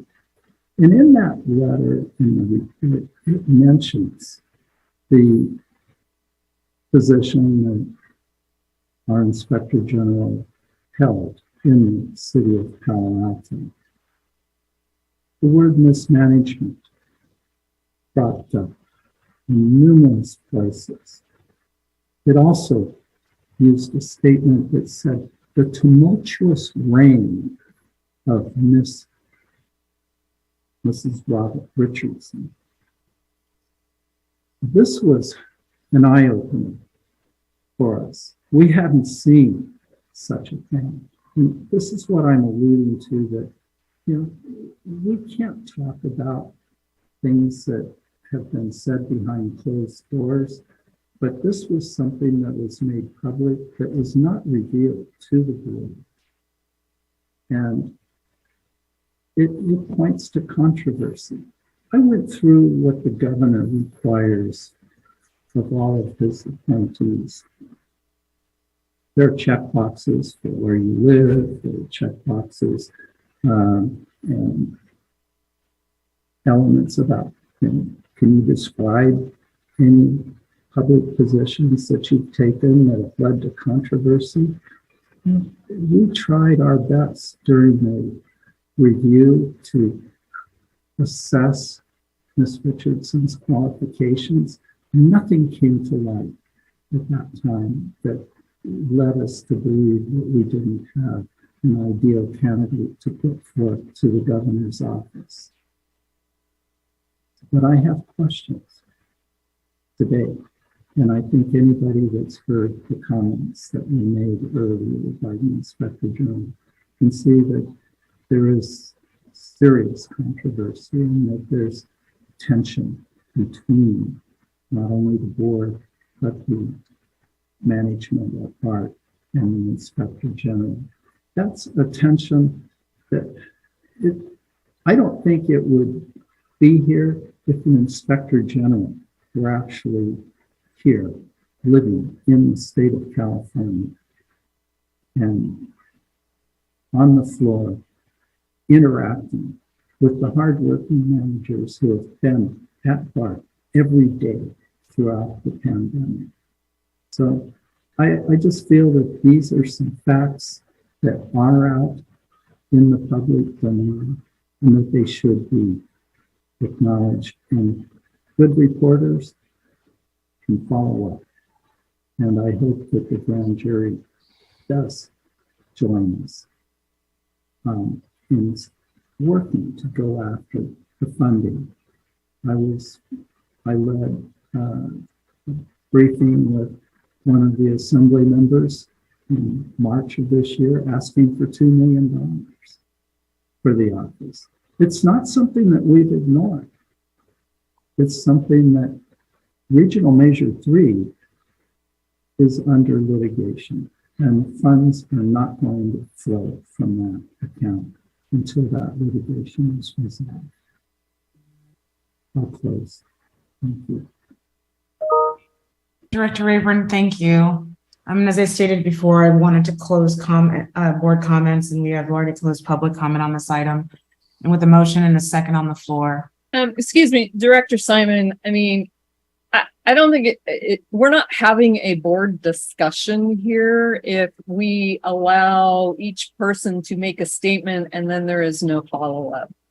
I think that the words that we just heard, and I really wish I would have held my ground and asked to go after Director Rayburn. And what I want to do as chair is I said that I would give everybody an opportunity to say they're good. It's a debate that will ultimately end. But I think we have heard some comments that probably need some follow-up. And that is with every single board discussion that we have, there is always an opportunity. So are you going to end the discussion then? You're not going to allow anyone to follow up and talk about the personal facts that we just heard about our Inspector General? Director, please. So let me answer. If in fact, I allow us to continue into discussion, which I wanted to make sure that every board member had an opportunity, even in public comment, folks that have an opportunity to talk about what they wanted to talk about.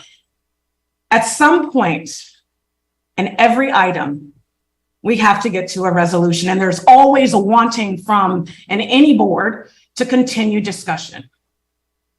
And I chose not to have discussion personally on this item. I'm the chair of the audit committee for the largest university in the United States. And I know deeply how important these issues are. Believe me in what it's taken for that particular system to get to where we are, even with the difficulties, even with the funding shortages. We could talk about this item all day, but respectfully, we're going to go to the vote. I have a motion on the floor and a second. Could you please do a roll call vote, please? And if just the directors, there's an opportunity with the district secretary, if you'd like to put more of your comments on record, either of what was said from directors, you definitely can do that. It's a tension in these public conversations. At some point, we do have to, after everyone has spoken, we need to get to a resolution. Let's go to the vote. Please do a roll call vote, please. Director Simon?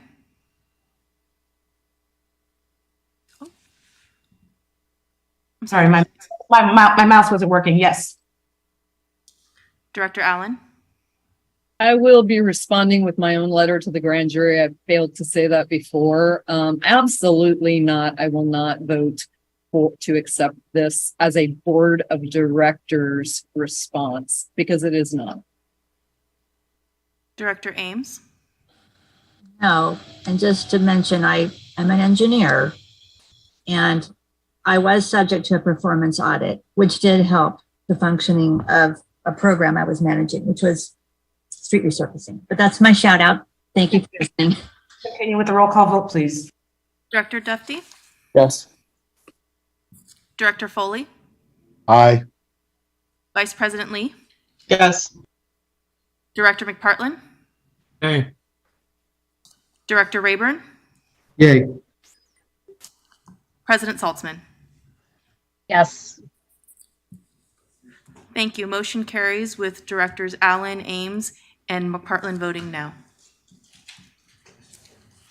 Thank you. The next item on our agenda is also a presentation from, I believe, Pamela, this is also your presentation as well.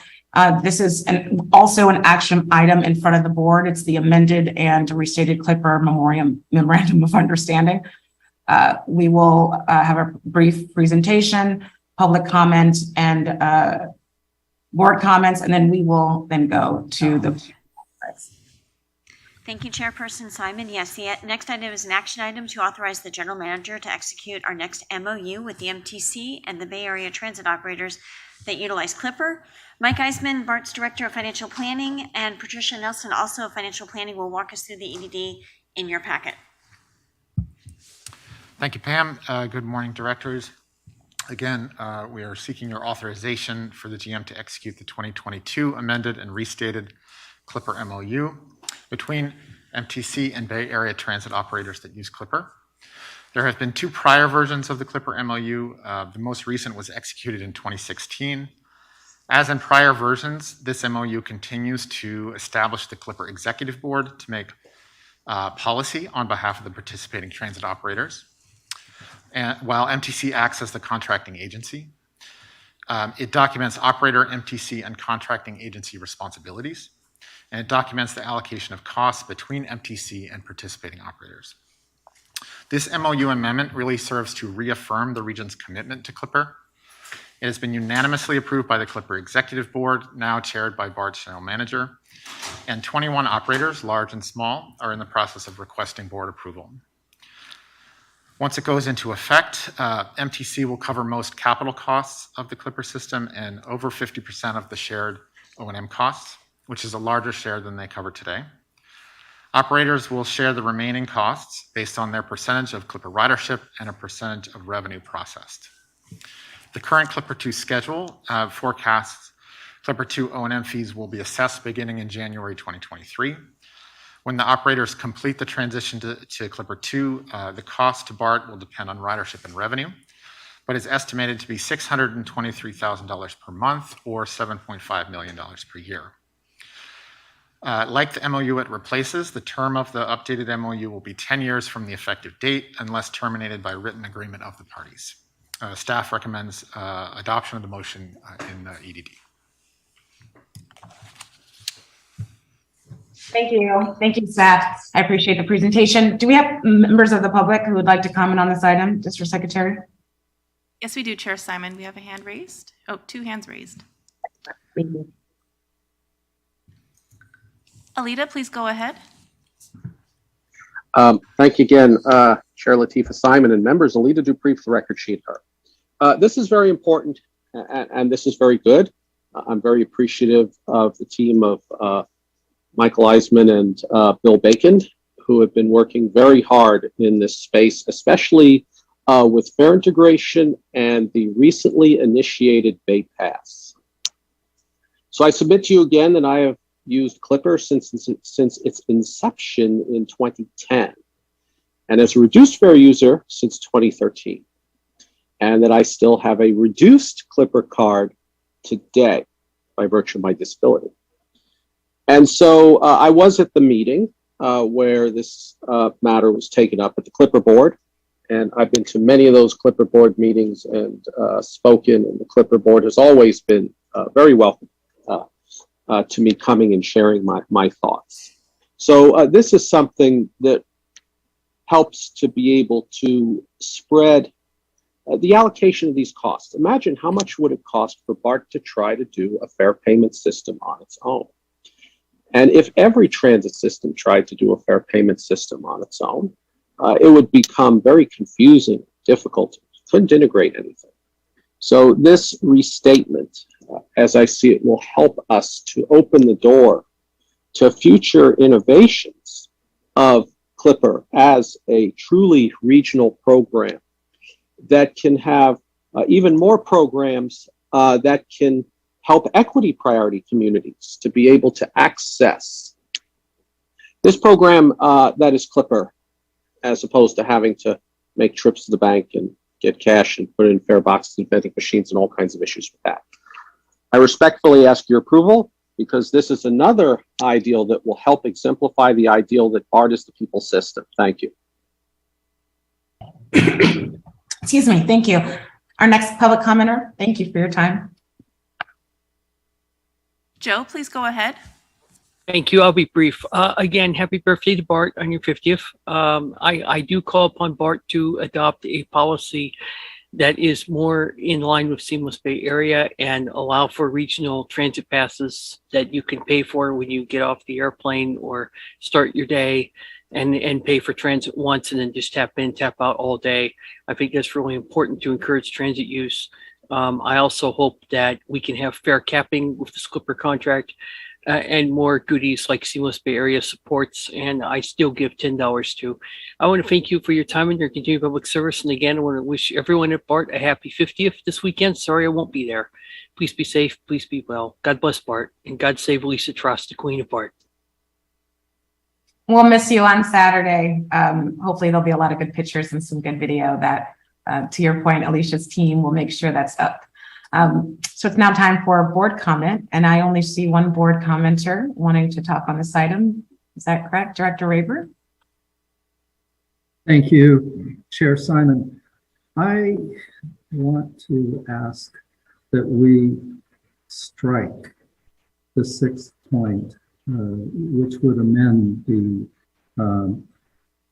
program goals and performance measures by encouraging Clipper, and I quote, encourage Clipper as the Bay Area's primary fare payment system.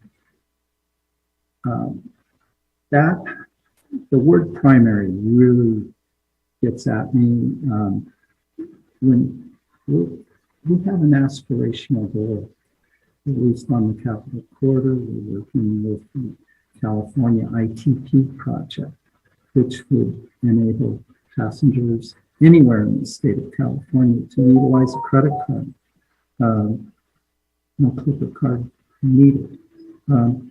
I think that this is unnecessary to say that we're beholden to Clipper here and into the future. I urge that we just strike this bullet point. It's the sixth bullet point in the list of in the EDD. So I want to make sure that we hear your request and I get a bit of advice from our. I will make a motion to approve the motion with the exception of with the stipulation that we delete item 6, the addition to the performance goals that makes Clipper the primary fare payment system for now and forever. So in terms of the Roberts on this, I Is there anyone who wants to speak to that motion? I see your hand, President Can I just ask a question of staff? So my understanding is all of the agencies are trying to adopt the same thing, and there's some importance to that. So I wanted to find out how a change would impact things. Would everybody else have to take it up again? What would Yes, happen? thank you. President Saltzman, this is Pamela Herhold. Thank you for asking that question. I do appreciate Director Rayburn's comments. This agreement that was heavily negotiated and discussed among, I believe, 22 transit operators and the MTC has been thoroughly reviewed by staff, supported by staff, with that word discussed quite a bit, and we all landed on the word primarily, and we're comfortable with that. The Clipper Executive Board, which is led by general managers representing small and large agencies throughout the Bay Area, approved this agreement with that term in it last month, and all the agencies are in the process of approving the MOU. I do understand Director Rayburn's concern, obviously, and primarily allows us the room, the opportunity to expand and to try other payment opportunities. So we were very careful in the placement of that word, and do feel that this will allow us to do what we need to do as a growing transit system, and also embrace the technology and the improvements that the Clipper 2 system will bring to the Bay Area. So we're excited about where we're headed with Clipper 2, but we made sure that we had the room to allow us to experiment and try different programs as we needed to. Thank you. Given that, and given that Cal ITP, while really exciting, is probably pretty far away from being a viable option, since I didn't hear a second for Director Rayburn's motion, I'd like to move the item as presented by staff. I just think it's important. Thank you. It's important for us to adopt what everybody else in the region is adopting. But I still am glad Director Rayburn brought up the point, and I think it's important to just consider other things as they come up, as Pam has just said they plan to. We have a motion by President Saltzman and a second by Director Allen. The resolution, if there's no one else who'd like to speak. If we can have a roll call vote. District Secretary? Chair Simon? Yes. Director Allen? Yes. Director Ames? Yes. Director Dufty? Yes. Director Foley? Aye. Vice President Lee? Yes. Director McPartlin? Aye. Director Rayburn? I'll vote yes. President Saltzman? Yes. Thank you. Motion carries unanimously.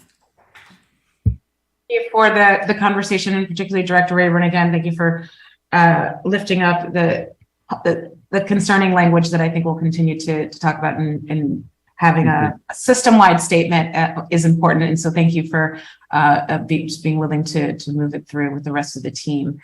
With that, I'll hand it back to you, Chair Saltzman, or President Saltzman, and thank you, Board, for getting through those two items. Thank you. Next, we'll go to item 8, which are engineering and operations items, and I will turn it over to Chair Dufty. Thank you, Madam President. The first item, A, is District Military Equipment Use Policy and Ordinance, and this came before the board at our prior meeting, and I want to thank Director Simon for giving a great bit of history and perspective on this matter that we will have the opportunity to vote on today. I would like to take the opportunity to read a letter that we received after the last board meeting, and it was addressed to the board of directors from Aaron Armstrong, who is the chairperson of the Bart Police Citizen Review Board, and it's a letter of support. I am writing this letter of support for the district's specialized military equipment ordinance and the Bart Police Department's draft policy. The Bart Police Department, BPD, worked with the Bart Police Citizen Review Board to create a forum and input and engagement regarding this policy.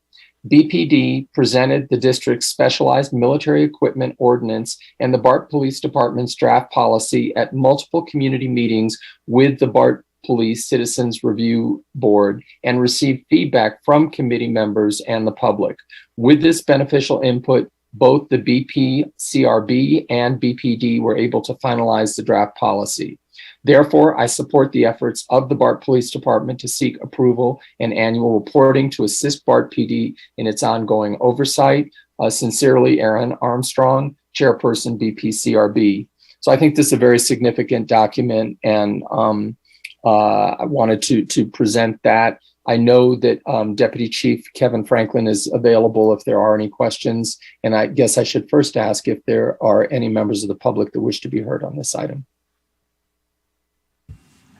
Yes, Chair Duffy, we do have a hand raised. Thank you. Alita, please go ahead. Thank you, Committee Chair Bevan Duffy and members. Alita Dupree for the record, she and her. And I hope you did get to read my letter. And I don't know what kind of position to take on this. Obviously, this comes down from Sacramento. And what I am seeking for is a BART that can strive to be the safest, most reliable, and most equitable. And so any type of equipment that you buy anywhere on BART, including police equipment, has to be evaluated on its own merits and standing as to its usefulness in order to achieve objectives. And you can say that with anything, even when it comes down to doing my grocery orders and managing electricity. So it is the definitions that concern me. Because while the Bay Area does have a rich military history and tradition in the Presidio and Alameda, the former Alameda Naval Air Station and some other facilities, and the Bay Area does have a Veterans Administration medical facility, the Bay Area unfortunately also has a taint that comes from the aftermath of the Vietnam War. And I've known some veterans who were abused and traumatized upon coming home from Vietnam. And I state too, I'm a veteran myself. I am concerned about the way this ordinance could be applied, in that it may favor some subsets of people over others, and possibly cause veterans such as myself, those of us who served honorably in peacetime and wartime, to be marginalized because of the definitions that are involved, which could be taken possibly as an anti-military slant. And so I mentioned to you about the soldiers of the National Guard. You find them in LaGuardia Airport and the Pennsylvania Station and Grand Central Terminal in New York City. And I'm sure they ride on the subway and go to other various places to help keep those systems secure, especially in the aftermath of 9/11. And so how can we make sure that this ordinance doesn't get us down a slippery slope where an anti-military veteran and veteran slant could possibly permeate the culture of our system? It's hard enough wearing a skirt. Then what about if I put on a Desert Storm t-shirt? I don't want a target on my back simply because I am different. So should we support or deny this? I don't know. I just ask that you remember those of us who are different and evaluate things on their own merit. This BART shouldn't be about some, but it is the people system. Thank you. Thank you so much. Colleagues, could I entertain a motion to approve this item in a second? I move approval. Thank you. Second? I'll second. Thank you so much. With that, colleagues, I think we can proceed to the vote. Director Simon? Yes. Director Allen? Director Allen? Director Ames? Yes. Director Duffy? Yes. Director Foley? Aye. Vice President Lee? Yes. Director McPartlin? Aye. Director Rayburn? Yay. President Saltzman? Yes. Thank you. Motion carries unanimously. Thank you. Colleagues, we have item 8B, which is the award of contract for fire alarm system replacement phase 3. I don't believe there's any controversy on this item, and I guess I'm inquiring, would colleagues be willing to proceed to the vote? So seeing... I approve it. Second? I'll second that. Second. Great. Thank you. Okay, Madam District Secretary? Excuse me, before you start, Sure. Madam District Secretary, I would like to record a yes vote on that last item. I'm sorry I had to step out for a second. Thank you. Thank you, Dr. Allen. So colleagues, we can go to the vote. Director Simon? Yes. Director Allen? Yes. Director Ames? Yes. Director Duffy? Yes. Director Foley? Aye. Vice President Lee? Yes. Director McPartlin? Aye. Director Rayburn? Yay. President Saltzman? Yes. Thank you. Motion carries unanimously. Thank you so much, Madam President. So we are now going to go into closed session under item 9A.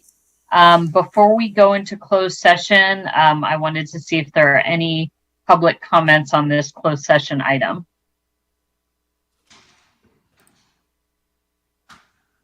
Seeing none, we will go into closed session. The board will take a few minute break, so let's meet there in 10 minutes at 11:16. And after closed session concludes, we will return to open session.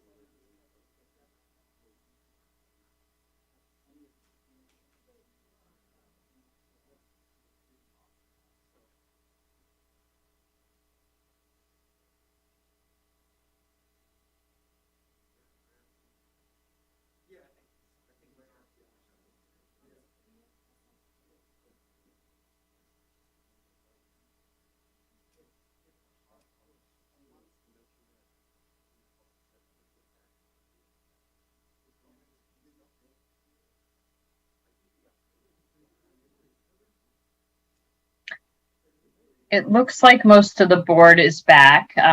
Those of you who are here, if you could turn your cameras on so we can confirm you're actually here and that we have a quorum.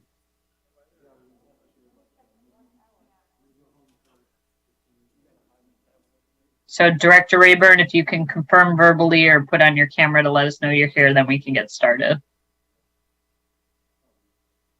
Maybe he stepped away, so let's wait till we have a quorum.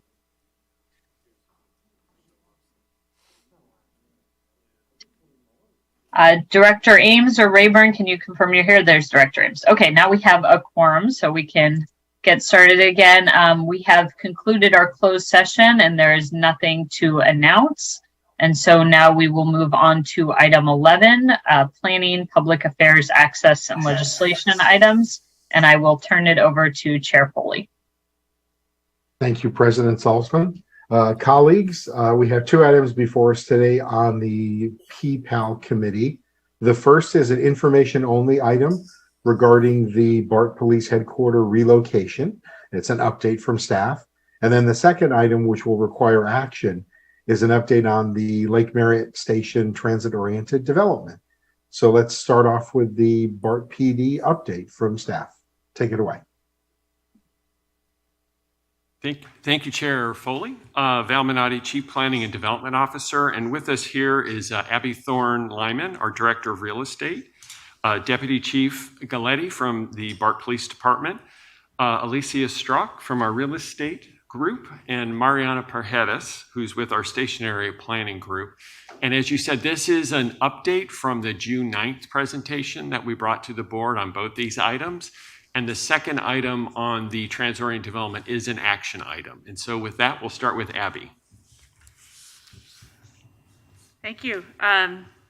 Good afternoon. So first we are going to have Alicia Strzok and Deputy Chief Gina Galetti provide us with an update on the process to relocate the Bart Police Headquarters. And then we'll move from there into the Lake Merritt TOD update. Hi. So, there we go. There we go, the microphone's on. So my name is Alicia Strzok again, and our planning effort is a very transparent and collaborative effort with Bart Police, and we're really focused on building some consensus on the requirements for the new Bart Police Administrative Headquarters facility, and really using that data on requirements to guide our site selection process.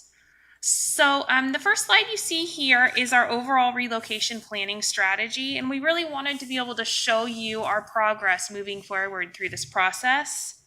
So we have completed that baseline needs assessment piece to really document and quantify the current occupancy of Bart Police at the Met building where their headquarters is located right now.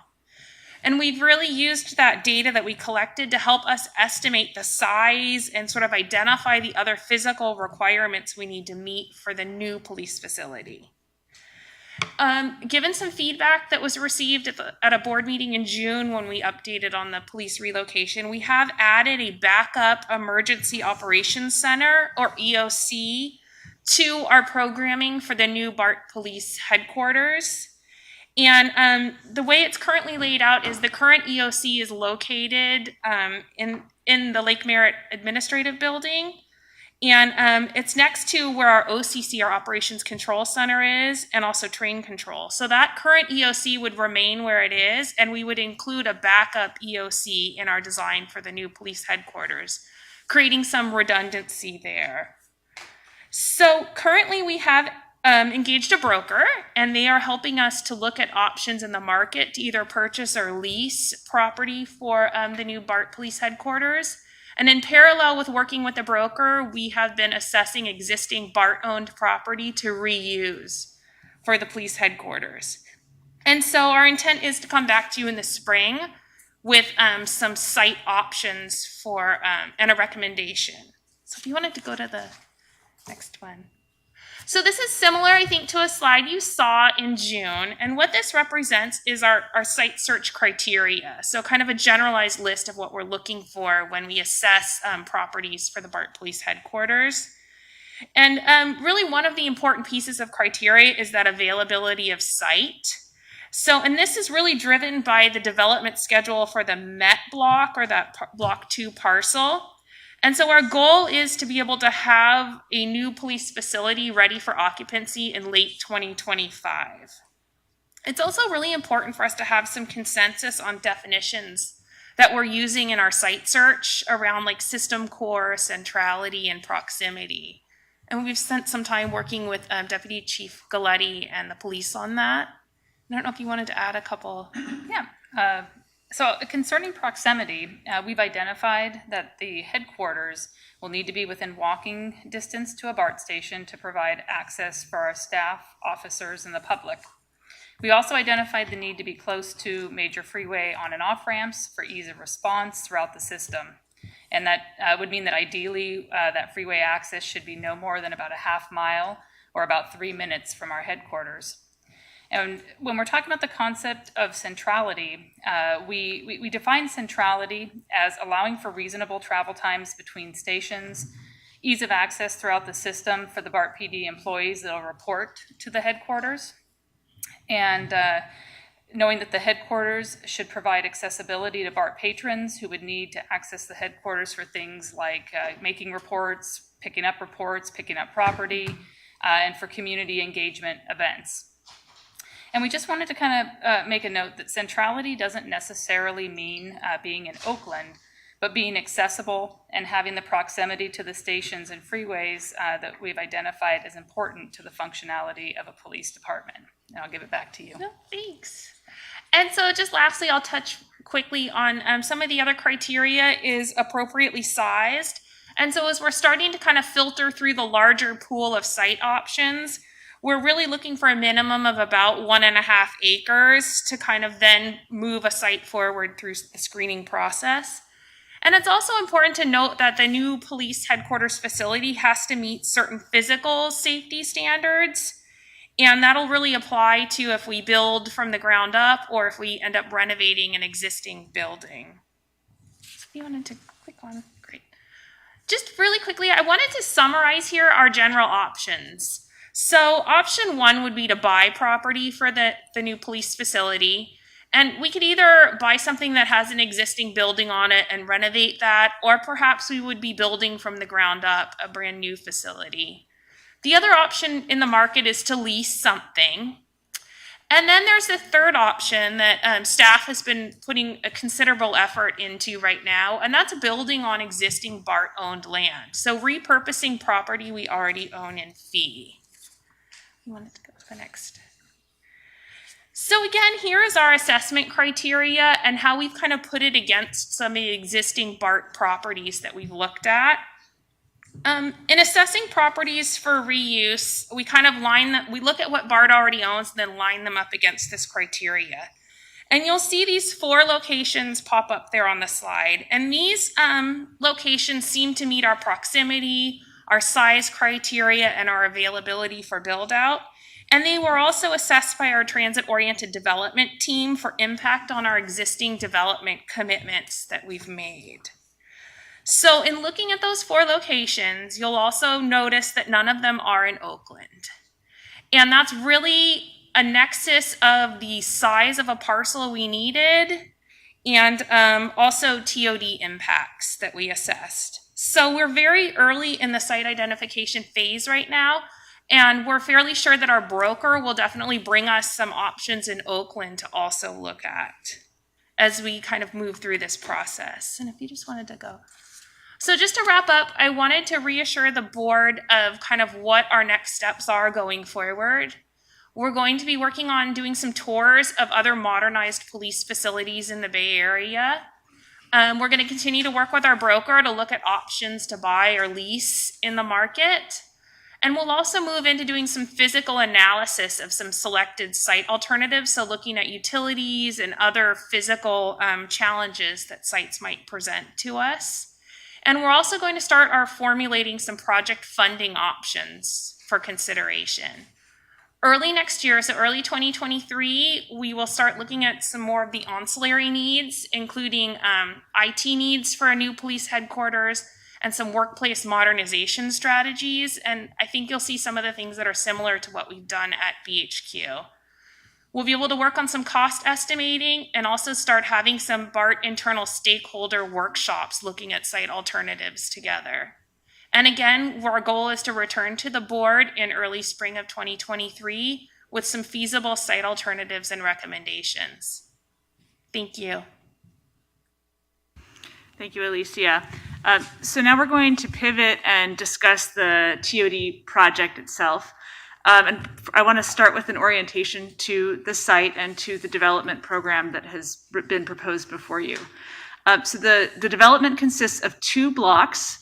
Block 1, which consists of building A and B, is a high-rise market rate residential project with 360 units, 10% affordable to moderate income households. And building B is a 97-unit senior housing development that would be built by Ubaldi. Building A will be built by Strata under an entity, a joint venture known as LMTOD LLC.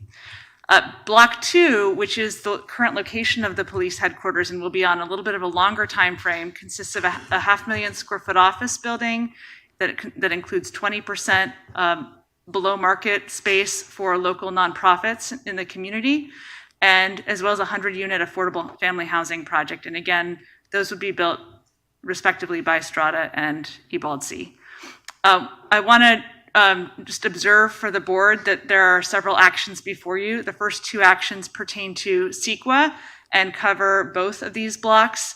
The third action pertains solely to block 1, buildings A and B, and the 4th action pertains to block 2, buildings C and D.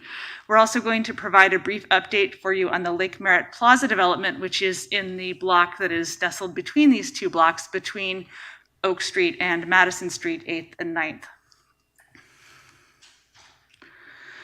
So this is a little bit of a repeat from the June 9th board meeting. Just as a reminder on the history of this project, it's been in the works for quite a while. It was called for actually in the Lake Merritt Station Area Plan that was adopted by the City of Oakland in December of 2014, and Bart released a request for proposals for developers in May of 2018 on the heels of those plans, and really with the intent to implement the city's plan. The board awarded the response request for proposals to the Strata Ubaldi team in September of 2018, and they've been very active in pursuing their entitlements with the city, where they were successfully secured their preliminary development plan and CEQA approvals in May of 2021. And the most recent news is that the Building B, the senior affordable housing development, as well as the horizontal final development plan, were approved by the City of Oakland in June of this past summer. We always think about the ridership benefits. Ridership is one of the biggest reasons that we do our transit-oriented development projects, and I think that's more pertinent now than ever post-COVID as we're trying to recover our ridership. So what this chart is showing is the anticipated net increase in BART riders that would be coming directly out of these developments. So the leftmost bars are showing solely block 1, the middle is showing block 2, and the right is showing the cumulative total of both blocks 1 and 2.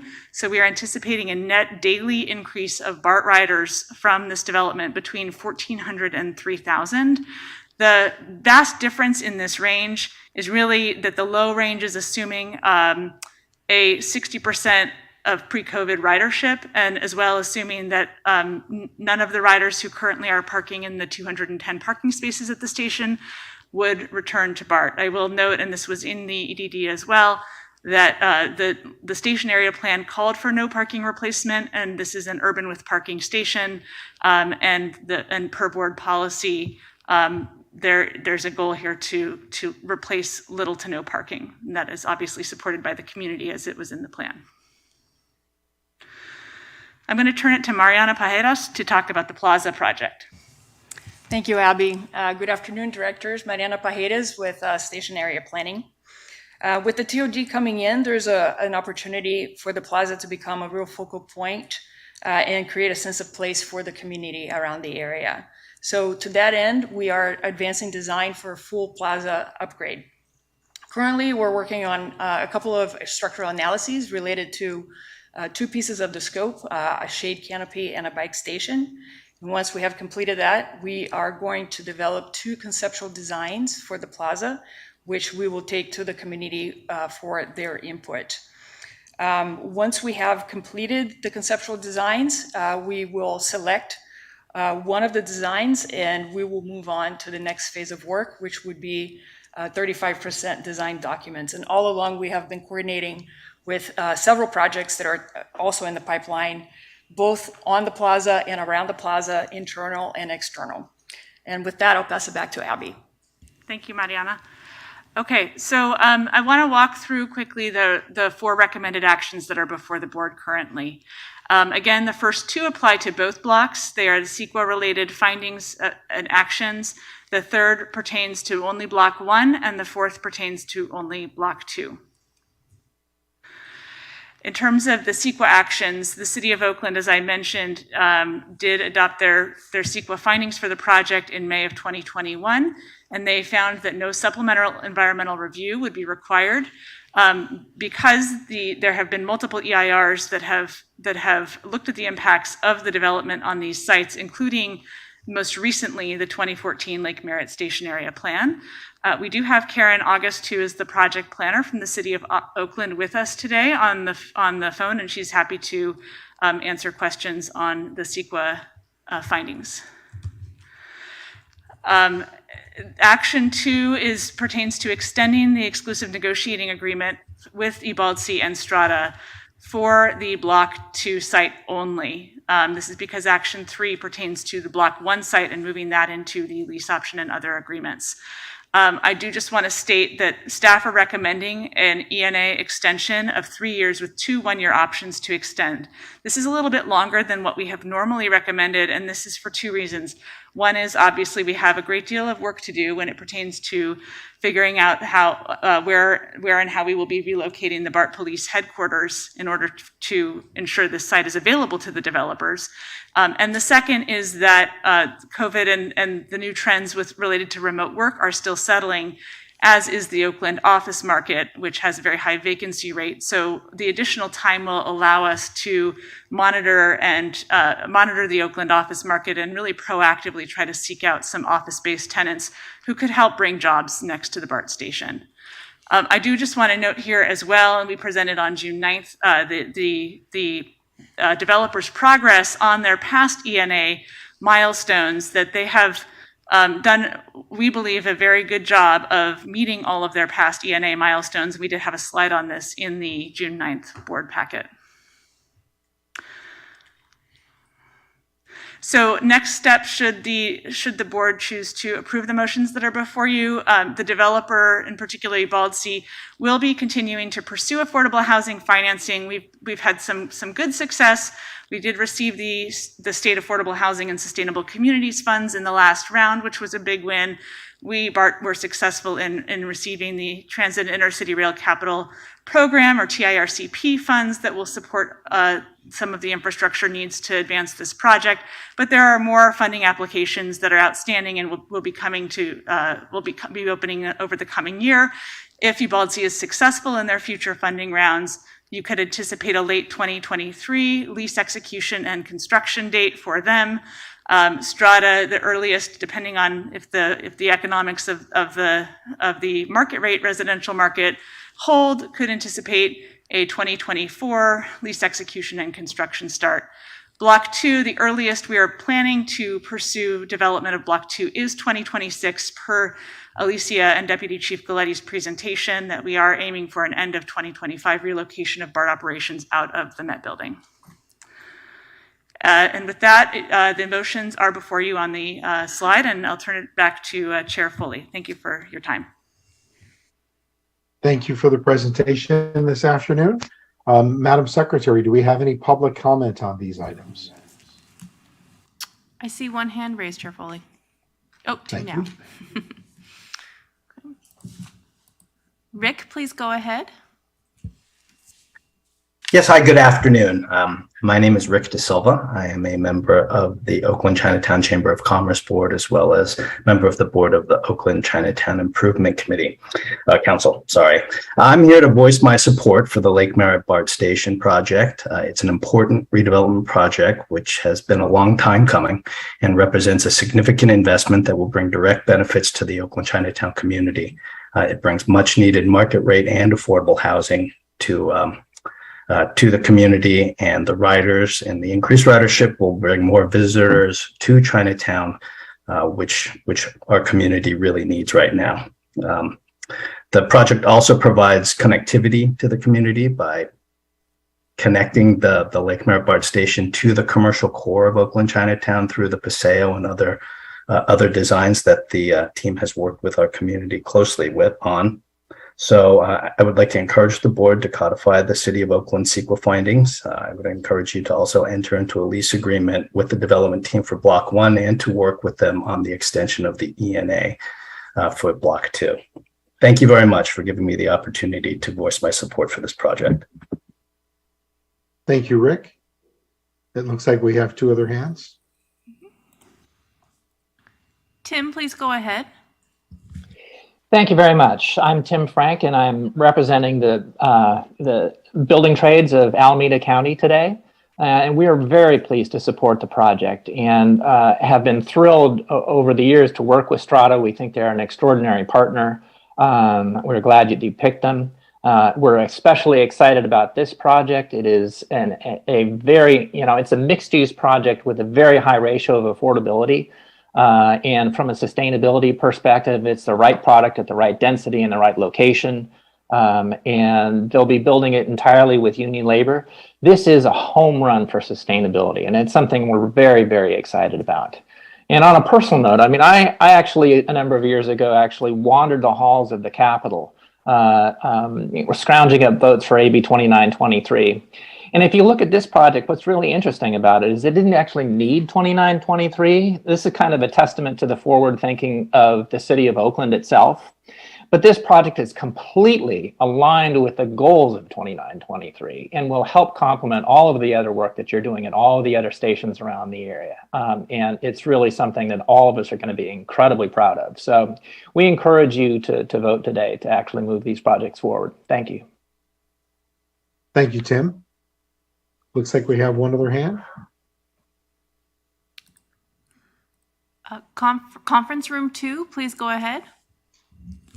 Hi, this is Jesse Blout, founding principal of Strata Investment Group. And on behalf of Strata and Abalsi, I wanted to thank the BART board and BART staff for your important partnership on this project. As Abby mentioned, the Lake Merritt TOD project before you today is a product literally of decades of community input from Chinatown and the surrounding neighborhoods through both the Lake Merritt Station Area Plan process as well as community planning efforts that preceded that. We feel the project represents really a national model for collaboration on public-private development projects. It, of course, generates significant revenue for BART. It helps increase transit ridership, delivers really an unprecedented level of community benefits, including 40% affordable housing, which I think in a project of this scale and context may be the single highest percentage in Oakland history. Some below market commercial space and very transformative public realm improvements. I want to give a special shout out to Abby Thorne-Lyman and the BART real estate team for quite skillful negotiating.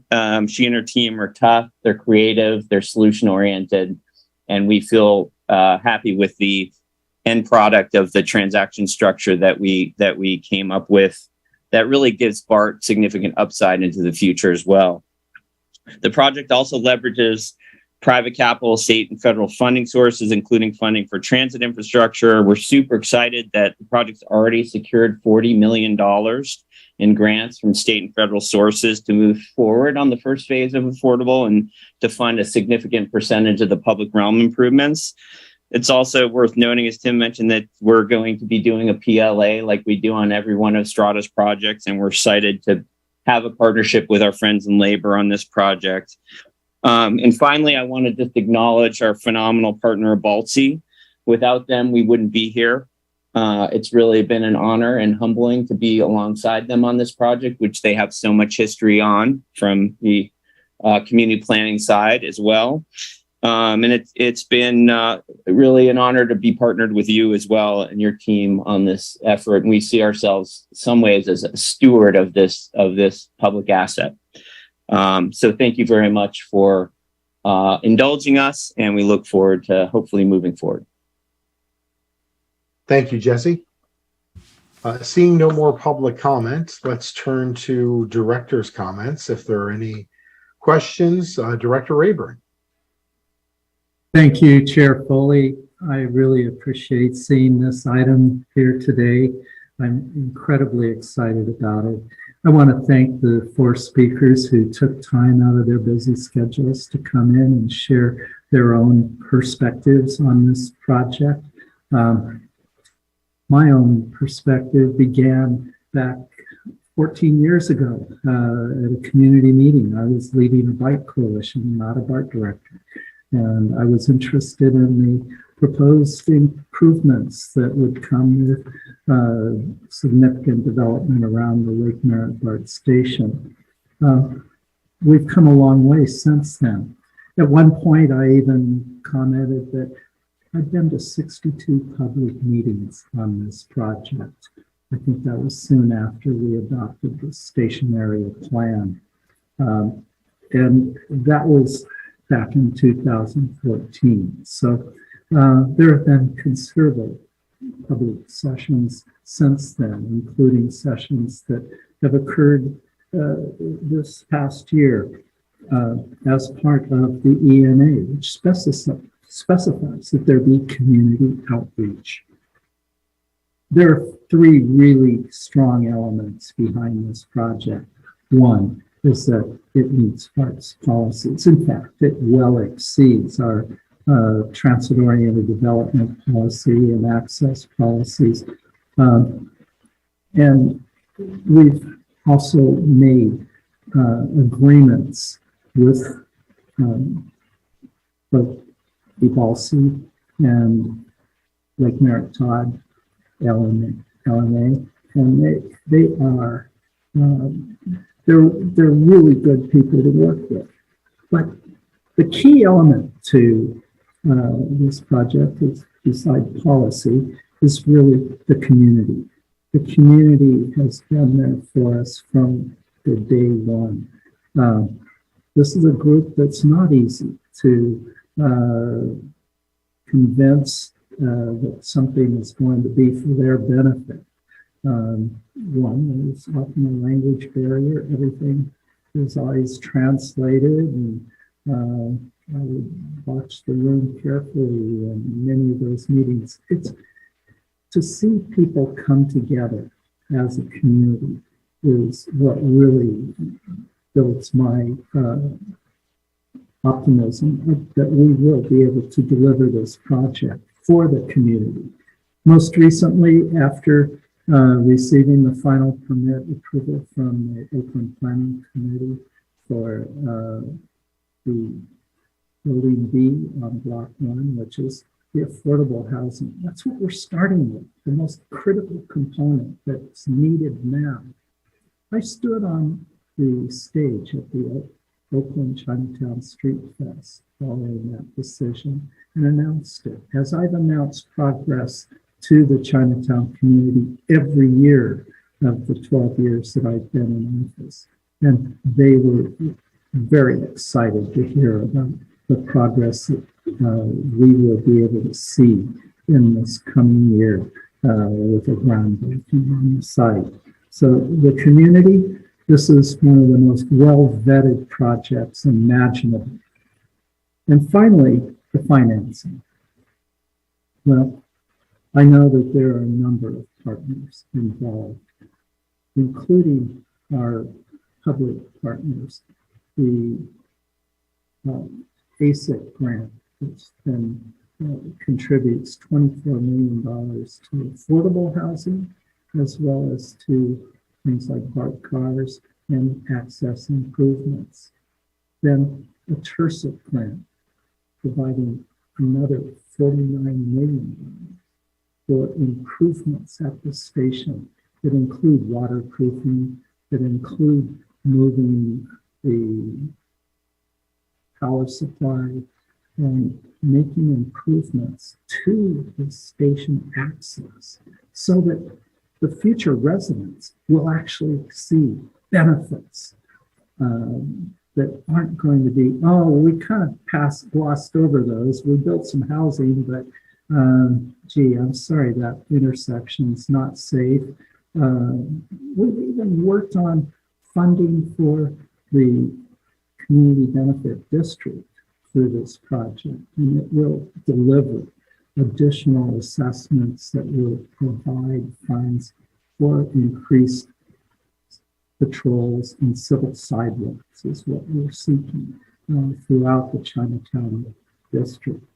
That financing as well includes other partners, CalSTRS, who is supportive of Ebalsi and Lake Maritime. This project has, an incredible number of connections that are baked in. And what I'm really excited about is that the project is already a success. We're seeing it act as a catalyst for projects in the neighborhood. Already there's progress being made on redeveloping the Oakland Kaiser Auditorium.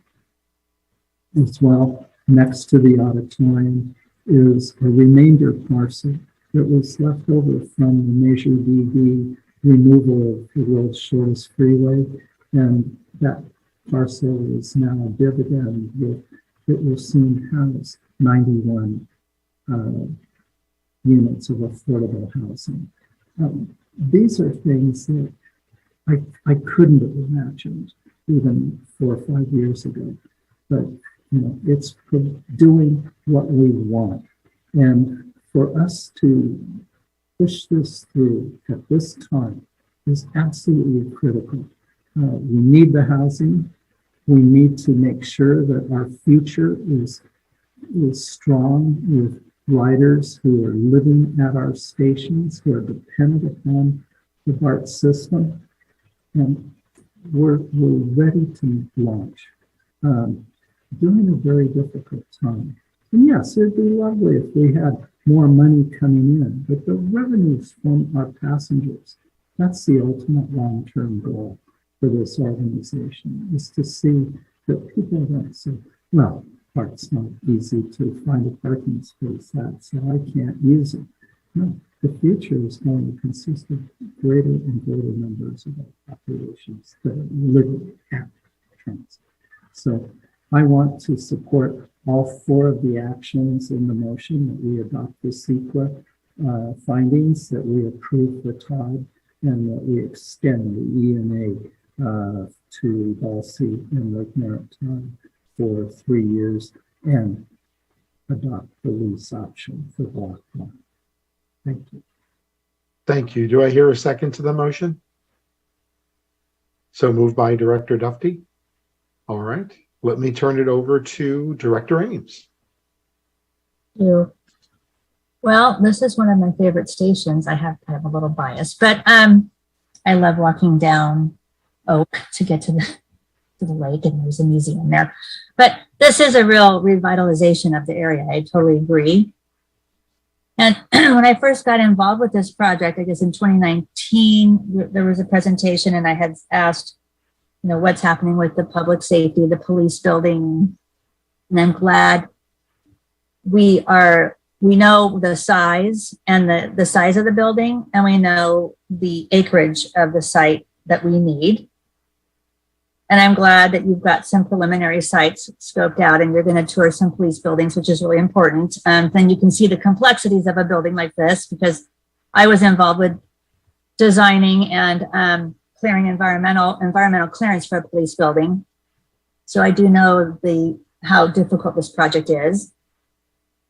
And I just wanted to ask the city of Oakland, when they passed this CEQA document, was there a discussion about the relocation of the police department at all, or any kind of environmental discussion about the police facility? Director Ames, this is Val Minotti. I'm not aware of that being part of the CEQA documentation that was initially done in 2014. Oh, okay. Okay, what about, did the city of Oakland ask for a fiscal impact analysis of this project as a whole, maybe without the police department, but did they do a fiscal impact analysis for this project? I'm sorry, Director, are you talking about the specific plan that the city adopted first in 2014? No, a fiscal impact, it's called a FIA, but a fiscal impact analysis report that kind of looks at the economic benefits of this project.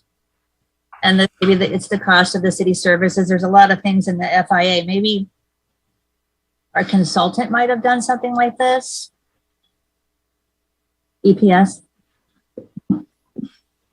I'm sorry, Director, when you say this project in this particular case, do you mean the specific plan, or are you talking about the Bart proposal in front of you today? The proposal right now in front of us with the 2 blocks.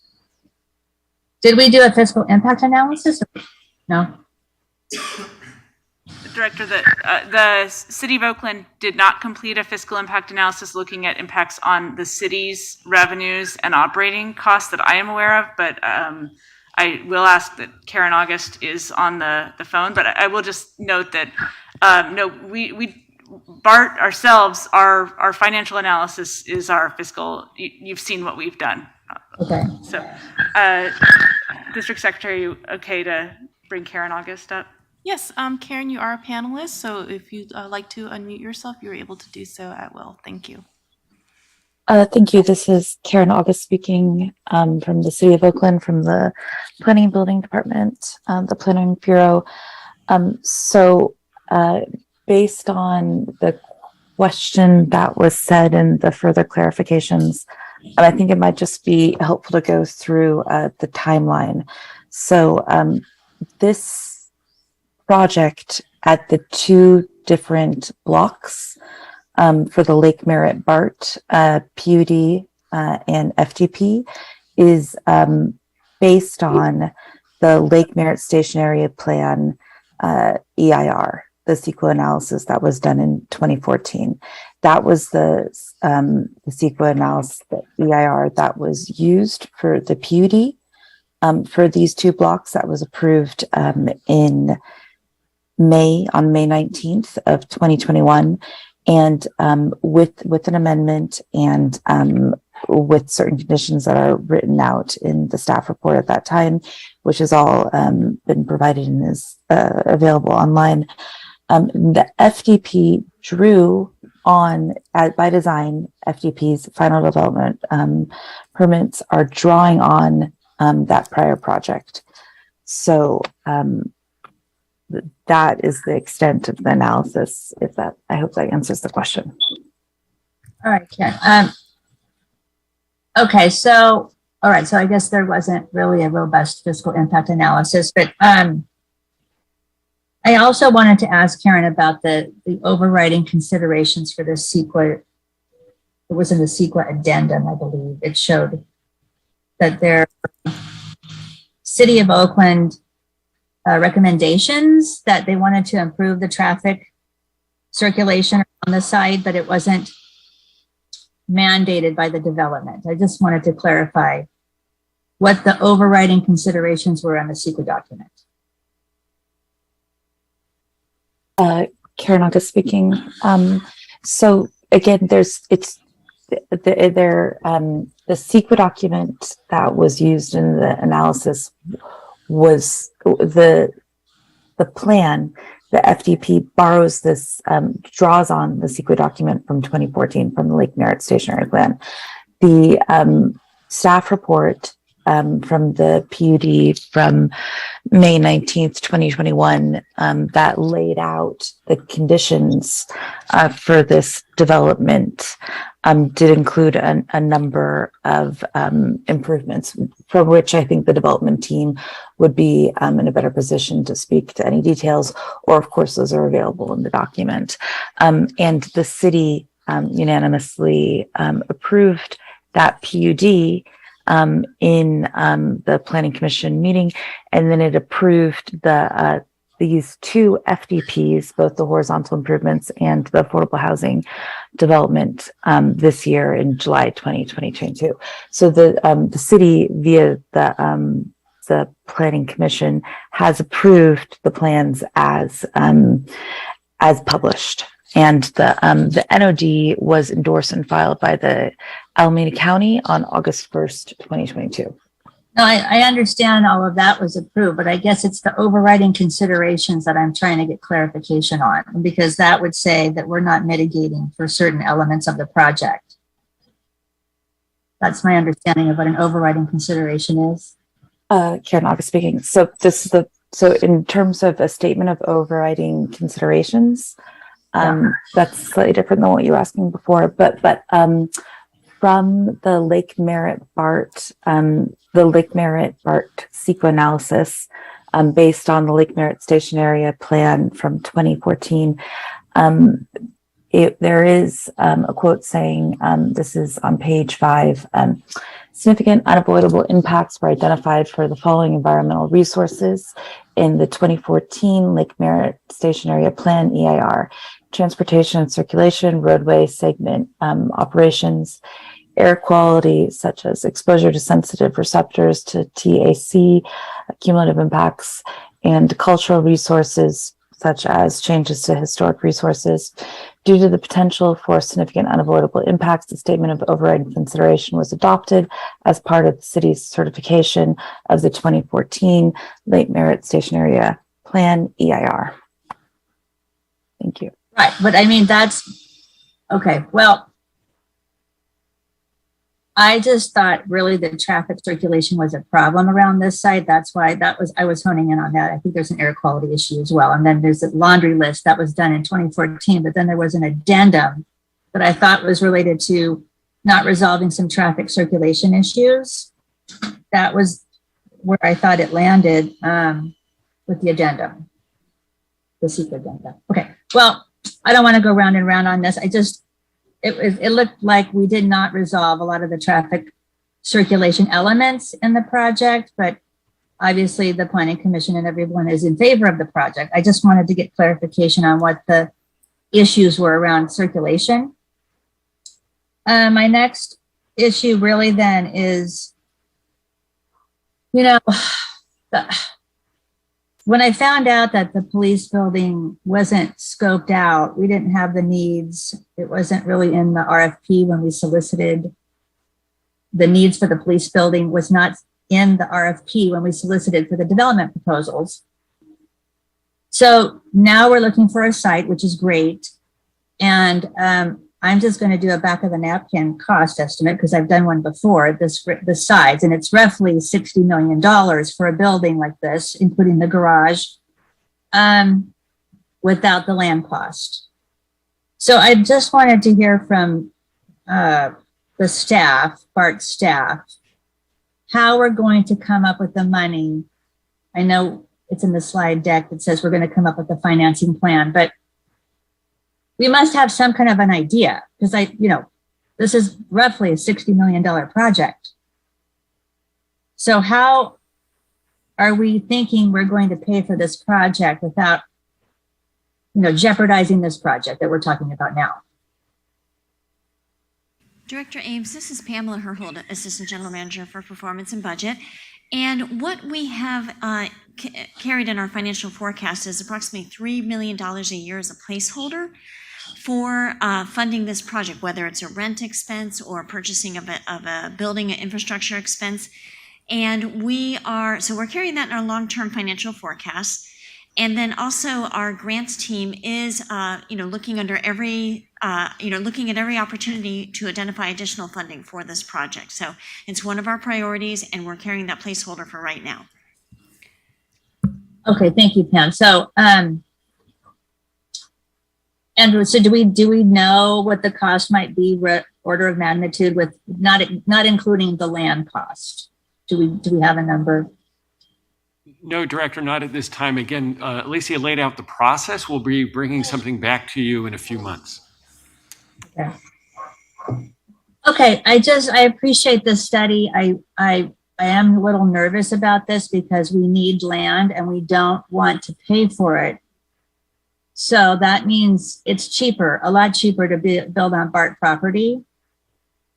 And it is beneficial to have a police building near a transit stop. I mean, that also brings in a lot of economic development to that particular area. People go out to lunch, people do errands in a building of this size. It's roughly 60,000 square feet. So it's like having a job center near Bart. And so so I look forward to the site analysis where this facility would be located, and hopefully we don't lease a building because this is an essential service facility. We do need an EOC, and I'm happy that that's included in the program. I get nervous when we're looking at a block that we're going to redevelop and we don't know where the police building is going. So, and I really wanted to talk to Strata, one last question about this, because I would like Strata as a partner to help us fund this facility. And I wanted to ask them, or the person that spoke, sorry, I forgot your name. I would like to ask Strata if they did some public-private partnerships before, and could they agree to something like this where we're building on a site that we need a facility. You're interested in building on this facility on block 2. So could we do a public-private partnership and look for additional funding, share and participating in funding the police building?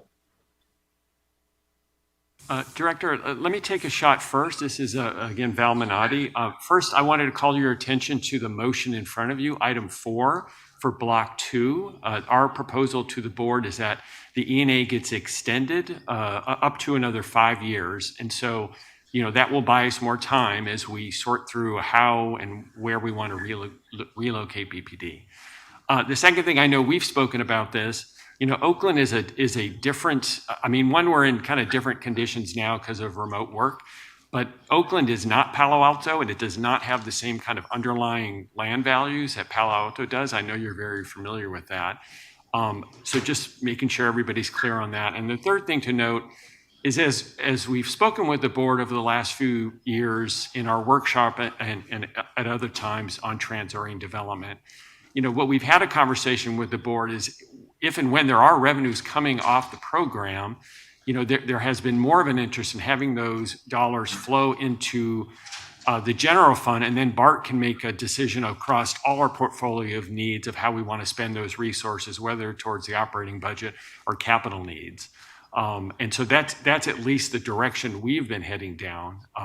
And I will, do we want him to speak? Yeah, maybe Jesse could just speak for 1 minute. Thank you. So Yeah, Jesse, I would like to hear. Jesse, if you can add anything there from your experience in the city or in Oakland. Yeah, Jesse? hi. Sorry, we had a little trouble unmuting. Yes, this is Jesse Blout from Strata Investment Group. Hi, can you hear me? Jesse, yeah, I can hear you, Jesse. Yeah. Okay, great. Director Ames, I did want to acknowledge your question, and I think, it's the very nature of a public-private partnership that we would collaborate with Bart on solving this challenge. I think the reason the deal is structured as an extension of an ENA as opposed to a firm, lease option today is because we acknowledge that there's a lot of complexity to this process, and that you're very much at the beginning of trying to find a new home for the police. And so we view this as, in the spirit of that public-private partnership, that we'd work together to help you, assist you guys in finding the right solution and looking at creative funding mechanisms to do so. It's just important to note that the way this works on phase 2 on that second parcel is we can't do anything until this is figured out. So our interests are very much aligned in trying to come up with creative solutions to solve that facility need. Okay, Jesse, and have you done public-private partnerships where you helped facilitate building? Yes. And then also yes. a private piece. So you did a public and a private project. we have, it's not quite a public entity, but for example, in San Francisco, we're building a large mixed-use project on land that is owned by the Plumbers Pension Trust Fund and the Plumbers Union, Local 38. And in that case, we help finance the construction of a new union hall as part of a mixed-use development with 500 units of housing, including 100 units of formerly homeless housing. It wasn't a public agency, but a similar example of how, as part of the project, we figured out a creative way to deliver the union hall. And so, a lot of this is just math on some level, and also being creative about outside sources of funds that we can help you leverage for these kinds of projects. So we're happy to engage in that and support staff in their search for a new home, and also just be patient as this process evolves. Jesse, this is Bevan. Would you mind Jesse. just letting Director Ames know about your public sector experience a bit? Maybe that would also help, just to know what your background is. Yeah. Bevan and I, or I should say Director Duffy, and I spent years in City Hall in San Francisco. I was across two mayors. I ran the Economic Development Office, and through that role oversaw all of the public-private development partnerships in the city of San Francisco for almost 10 years. And in the current role with Strata, which I founded with two partners, one of whom was also a public sector official, Michael Cohen, we not exclusively, but I would say the vast majority of our projects are public-private partnerships. So before you go on, Jesse, I'm sorry, I've been on mute and I am here. This is Director Simon. In addition to the public-private partnerships, the reason I know your work through the Mayor's Office of Workforce Development in my time doing economic development and job placement with hard-to-place young people. And I know that through your work and through the labor relationships you had with the Mayor's Office, personally through my work, I was able to get hundreds of young people jobs in the trades through your initiatives. And it's one of the reasons I actually feel really excited about our partnership with your company, because of your deep commitment to community from all different areas of stakeholdership, from the business community to our ethnic and racial communities, to our disadvantaged communities, to our development communities.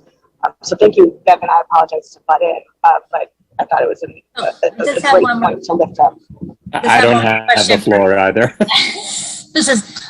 One more question for Jesse. Okay, no pressure. Okay, so have you ever used transfer development rights on a project? Because, for example, we have a Fruitvale station that I felt like we could have developed more on that site, a denser development. Yeah. Just I'm making this up, but basically we could have done a denser development on Lake Merritt. Fruitvale, and we're going to transfer those rights that the square footage that we didn't develop there, and we're going to transfer it to, say, this site. So you could build a denser building, more development there. So you're transferring the development rights from one side of the city, portion of the city, to a center part of the city. Right. And that way you would make more money, and then you could potentially, you're making more money because there's more units, and then that could also help fund this public-private partnership. Have you done that before, Jesse? We have used TDRs, transfer development rights, in other contexts. Most often, we're the ones buying TDRs to allow projects to go forward from other parties. I would say that's an interesting, creative, out-of-the-box thought. The one thing I would caution is we were very careful to respect the height limits established in the Lake Merritt area station area plan. Because those were, highly negotiated issues with the neighborhood. And so we specifically decided with our partner Baltsy not to try to exceed those height limits. And including with the first phase residential project that's before you, where, and then another developer might have tried to use the state density bonus law to go higher. And we just felt like it was important to respect the community process. So that's the only caution I would give here, is that we have sort of maxed out the envelope on the phase 2 commercial building. But I do think those TDR rights that you control might have monetary value. I'd have to help, look into it more for you and give you a view on that. But it's a creative thought. All right. Thank you, Jesse. That's it. That's all my questions. Thank you. Thank you, Director Ames. Let's go to Director Allen, and then after Director Allen, let's go to the vote. Okay, I think I'm going to start with just a question for probably Val. I didn't get briefed on this project until yesterday, and in the briefing, as I always do on these TOD projects, I ask for a draft of the, what is it you're asking us to approve? In this case, we've actually got a lot buried in this. One is approval of the project itself, and that's sandwiched in between the approval of an EIR, and which I think is an easy one, and then the approval of extensions of exclusive negotiating agreements, 2 of them. And it's that last part where I get hung up because we're being asked to vote on an agreement that is not before us. We're being asked to vote on concepts, which get flashed across our screen in closed sessions. And we don't really ever get to walk away with the documents that will end up being put in place. So yesterday I asked, can I have a copy of the ENA that was approved the last time we went through this exercise where we were asked to approve something that was not in front of us? And so I got that. And so here's my question. That original ENA with the developers in section 3.4.1 lists that there are a whole bunch of things that of really reports and information that the developer must provide. And there were actually dates that were like back in 2020 and early 21 for providing these things. It says this: developer will prepare a preliminary development concept, including site plan, conceptual, architectural designs, preliminary financial feasibility information. Preliminary financial feasibility information. A preliminary financing plan and key financial terms for the transaction with Bart. It then goes on to talk about market feasibility studies and, estimated absorption schedules and a whole lot of other things. It's section 3.4.1. And then there at the bottom is the developer will also provide a preliminary project development pro forma with the sources and uses of funds, a 20-year cash flow analysis, and an annotated operating budget for the mixed-use elements of the project to a level of detail reasonably acceptable to Bart. So my question is, did we get all of that, Val? Yes, Director, we did. Okay, because I've asked for of staff to provide me with cash flow reports, in fact, just yesterday, and they said we don't have any. So I guess I'm just wondering, what's going on here? Because this director wants to know the details before I vote on hundreds of just giving away property because, at this point under new terms, we're almost giving it away. And these terms that we're being asked to approve are substantially detrimental to this agency compared to the previous terms. And I just, I asked for the information, albeit it was only yesterday, but I got an answer of it doesn't exist. So I'm going to go on from this, and I'm just going to say a few other things. It's the responsibility of staff to provide this board with the appropriate information that we need to make good decisions on matters like hundreds of millions of dollars of development that and taking away, destroying assets in lieu of building new assets to contribute to the housing industry. These decisions have a tremendous impact on, or can have a tremendous impact on our operating and capital budgets, both negative and positive. And if we're doing our job right, we should be always looking for that positive impact. But we certainly have seen in the past some of these deals provide negative impact to us overall. Unfortunately, all that information that I should have been given for this project, it was not handed over. And very little in financial details were presented to us, flashed on a screen. And this is not an acceptable level for a person, for even anyone on this board to be making these decisions. The multiple requests before us to extend the ENAs and approve parts of the project to move forward under significantly amended terms have a great impact on the financial feasibility of this project, in my opinion, and their terms I simply cannot accept. It was great to hear someone from the building trades come forward and say there's going to be a project labor agreement. That should always be between labor and the developer. That shouldn't involve us. So I really like this project. I wish I could vote for it. I think it will be transformational for this area, for the Asian community, and it delivers a lot of community benefits. But we can't move this forward at the expense of transit. We are facing serious challenges over how we're going to recover from the pandemic, and questions about how we will evolve in the future with respect to the current operational struggles and the challenges we have for the rider experience. And I really think that us continuing to move forward with things like this, especially now when we're asking to change terms, this is not good government.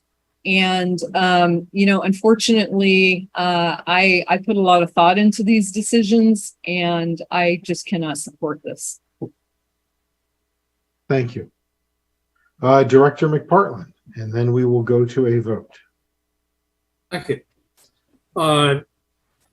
Despite the substantial objections that Director Allen has brought up, I'm confident that there are enough votes to be able to pass this. And in a perfect world, I would too.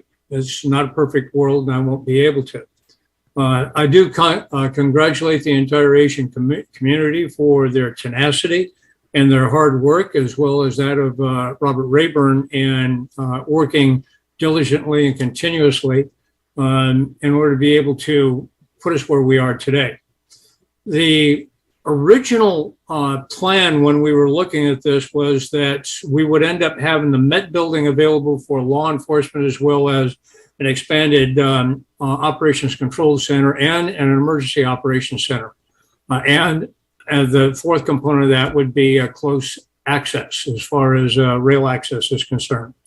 And and it would help to preface where I go from here, and I'm going to be very brief because it's a bit of a distraction, but it's important to let the viewers see what the priorities are here. And the preface is that my background is in emergency management and disaster response planning.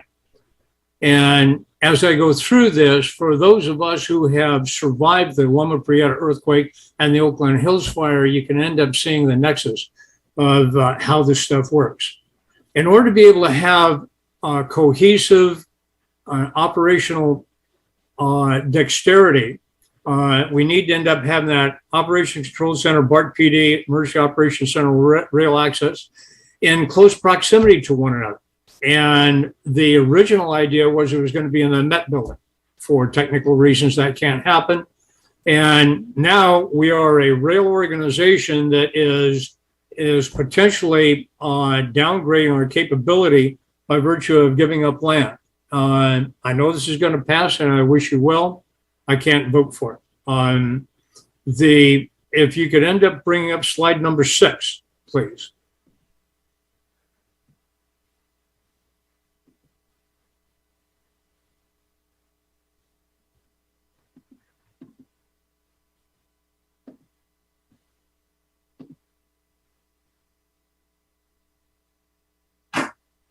It's 16:6. Okay, taking a look at the potential locations where that could happen, we've only listed Bayfair, Castro Valley, El Cerrito, and in North Concord. For those, get back to the survivors of Loma Prieta and the Oakland Hills fire, you need to be able to have your resources centrally located so that you can disperse them as far as command and control and coordination. Can you end up doing it on, if they are not? Yeah, you can, but they're going to be counterproductive and they're going to be working against one another, not to mention the delays associated with something like that. To give you an example, if you go to any one of those locations and we end up having either another wildland fire or another earthquake or a terrorist attack where we need to end up being able to be centrally located so we can disperse our resources, then at any one of those locations, that would make about as much sense as Vladimir Zelensky taking all of his soldiers and all of his equipment and all of his command and control and moving them to London. You've got to be close to where you can end up dispersing your resources. So that was the short distraction. Back to the original issue of what we're voting on here today. I'm confident this thing is going to pass, and I wish you well, and congratulations again for the tenacity and hard work of everyone that ended up contributing to it. Thank you very much. Thank you. Director Rayburn, yes. You are muted, sir.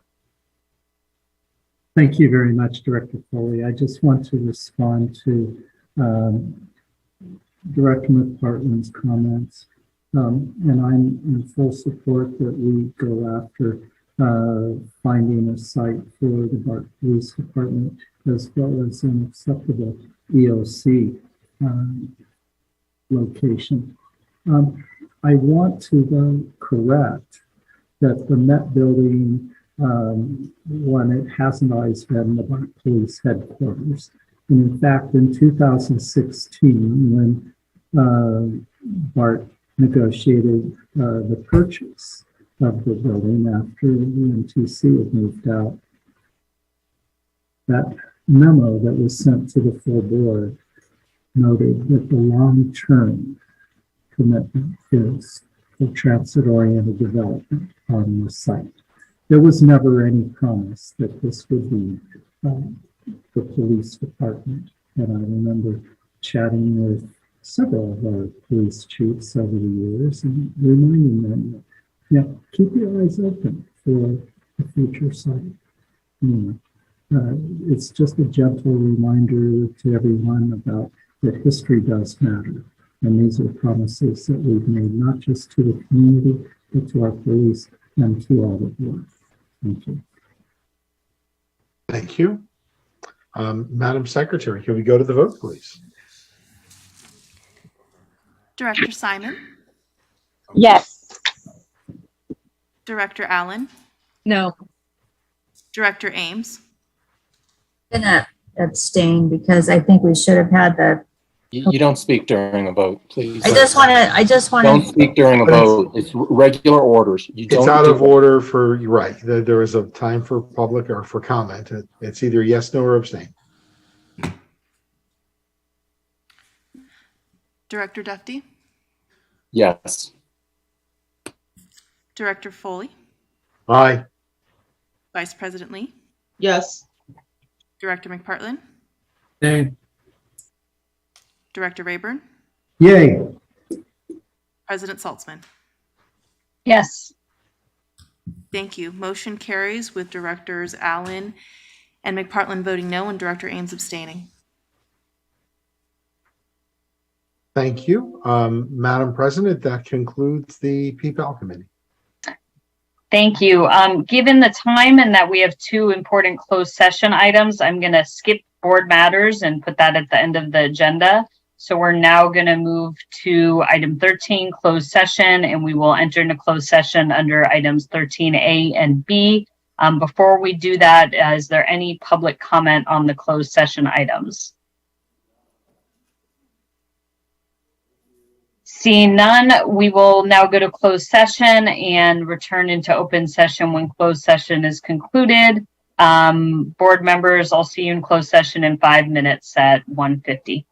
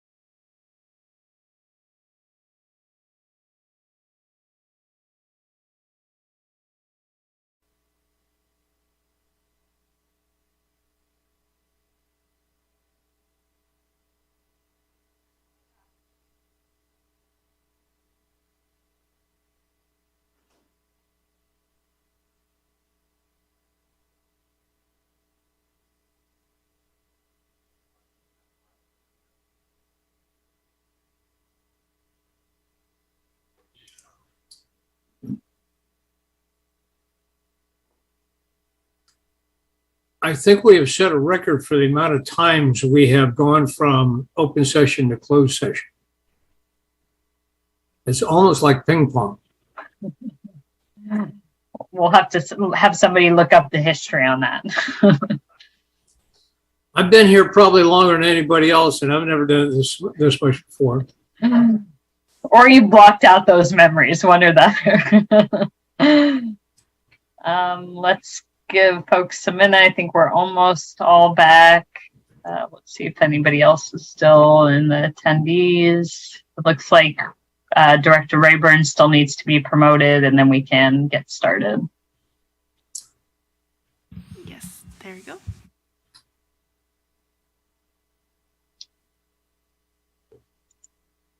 Okay, so we are now back from closed session, and there's nothing to report out from closed session. So we'll now go to item 14B, which is compensation and benefits for district secretary. And I believe Director Allen would like to make the motion on this. I would. Thank you, President Saltzman. After a long and difficult meeting, it is actually a pleasure to be able to deliver some happy news. So I have the following motion: that the board approve the following terms of employment for April Quintanilla, effective August 25th, 2022, which shall be incorporated in a mutually satisfactory written employment agreement prepared by the General Counsel for execution by Ms. Quintanilla and the board president. Service for an indefinite term at the pleasure of the board, base salary of $195,000 per year, 12 months severance pay for involuntary termination unless a result of death or gross misconduct, mandatory arbitration of employment disputes, benefits afforded non-represented management employees and retirees, and upon retirement, option to participate in an alternative retiree medical, dental, or vision plan if Ms. Quintanilla relocates to an area which is not within the service area of a district-sponsored plan, provided the alternative plan is comparable in both cost and coverage to the district-sponsored plan. I think that's the longest motion I've ever read. That's it. Thank you. Do we have a second? I'll second. So we have a motion by Director Allen, a second by Director McPartland. Is there any public comment on this item? Seeing none, is there any discussion by the board? Seeing none, let's go to the vote. Director Simon? Director Allen? Yes. Director Ames? Yes. Director Duffy? Director Foley? Aye. Vice President Lee? Yes. Director McPartland? Aye, and congratulations. Thank you. Director Rayburn? Yay. President Saltzman? Yes. Thank you very much. Motion carries unanimously. Thank you and congratulations. So next we'll move back in the agenda to item 12, board matters, and we'll take A, B, and C together. So if you have anything to report, please raise your hand. Director Rayburn. Thank you very much, President Saltzman. The 10th Rand Memorial celebration went splendidly. There were over 600 people in attendance at Bayfair,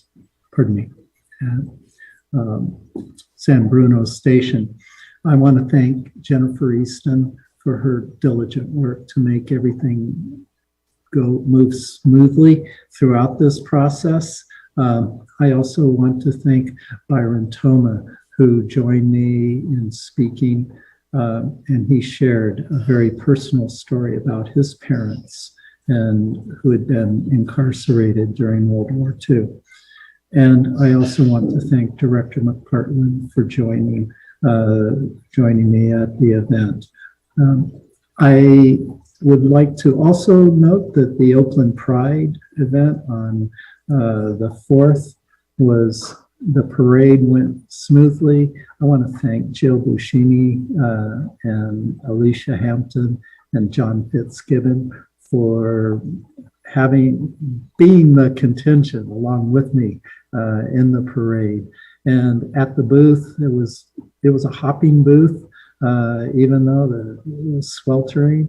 Yvonne Rusting did tremendous work. And I know how busy staff are this week in preparation for the 10th anniversary, 50th anniversary that we were able to have staff out there. But listening to Bob Powers' report about ridership on Sunday, it looks like it was worthwhile. Thank you. Thank you. Do any other directors have reports? I don't see any, so we can adjourn the meeting. Thank you all. See you on Saturday.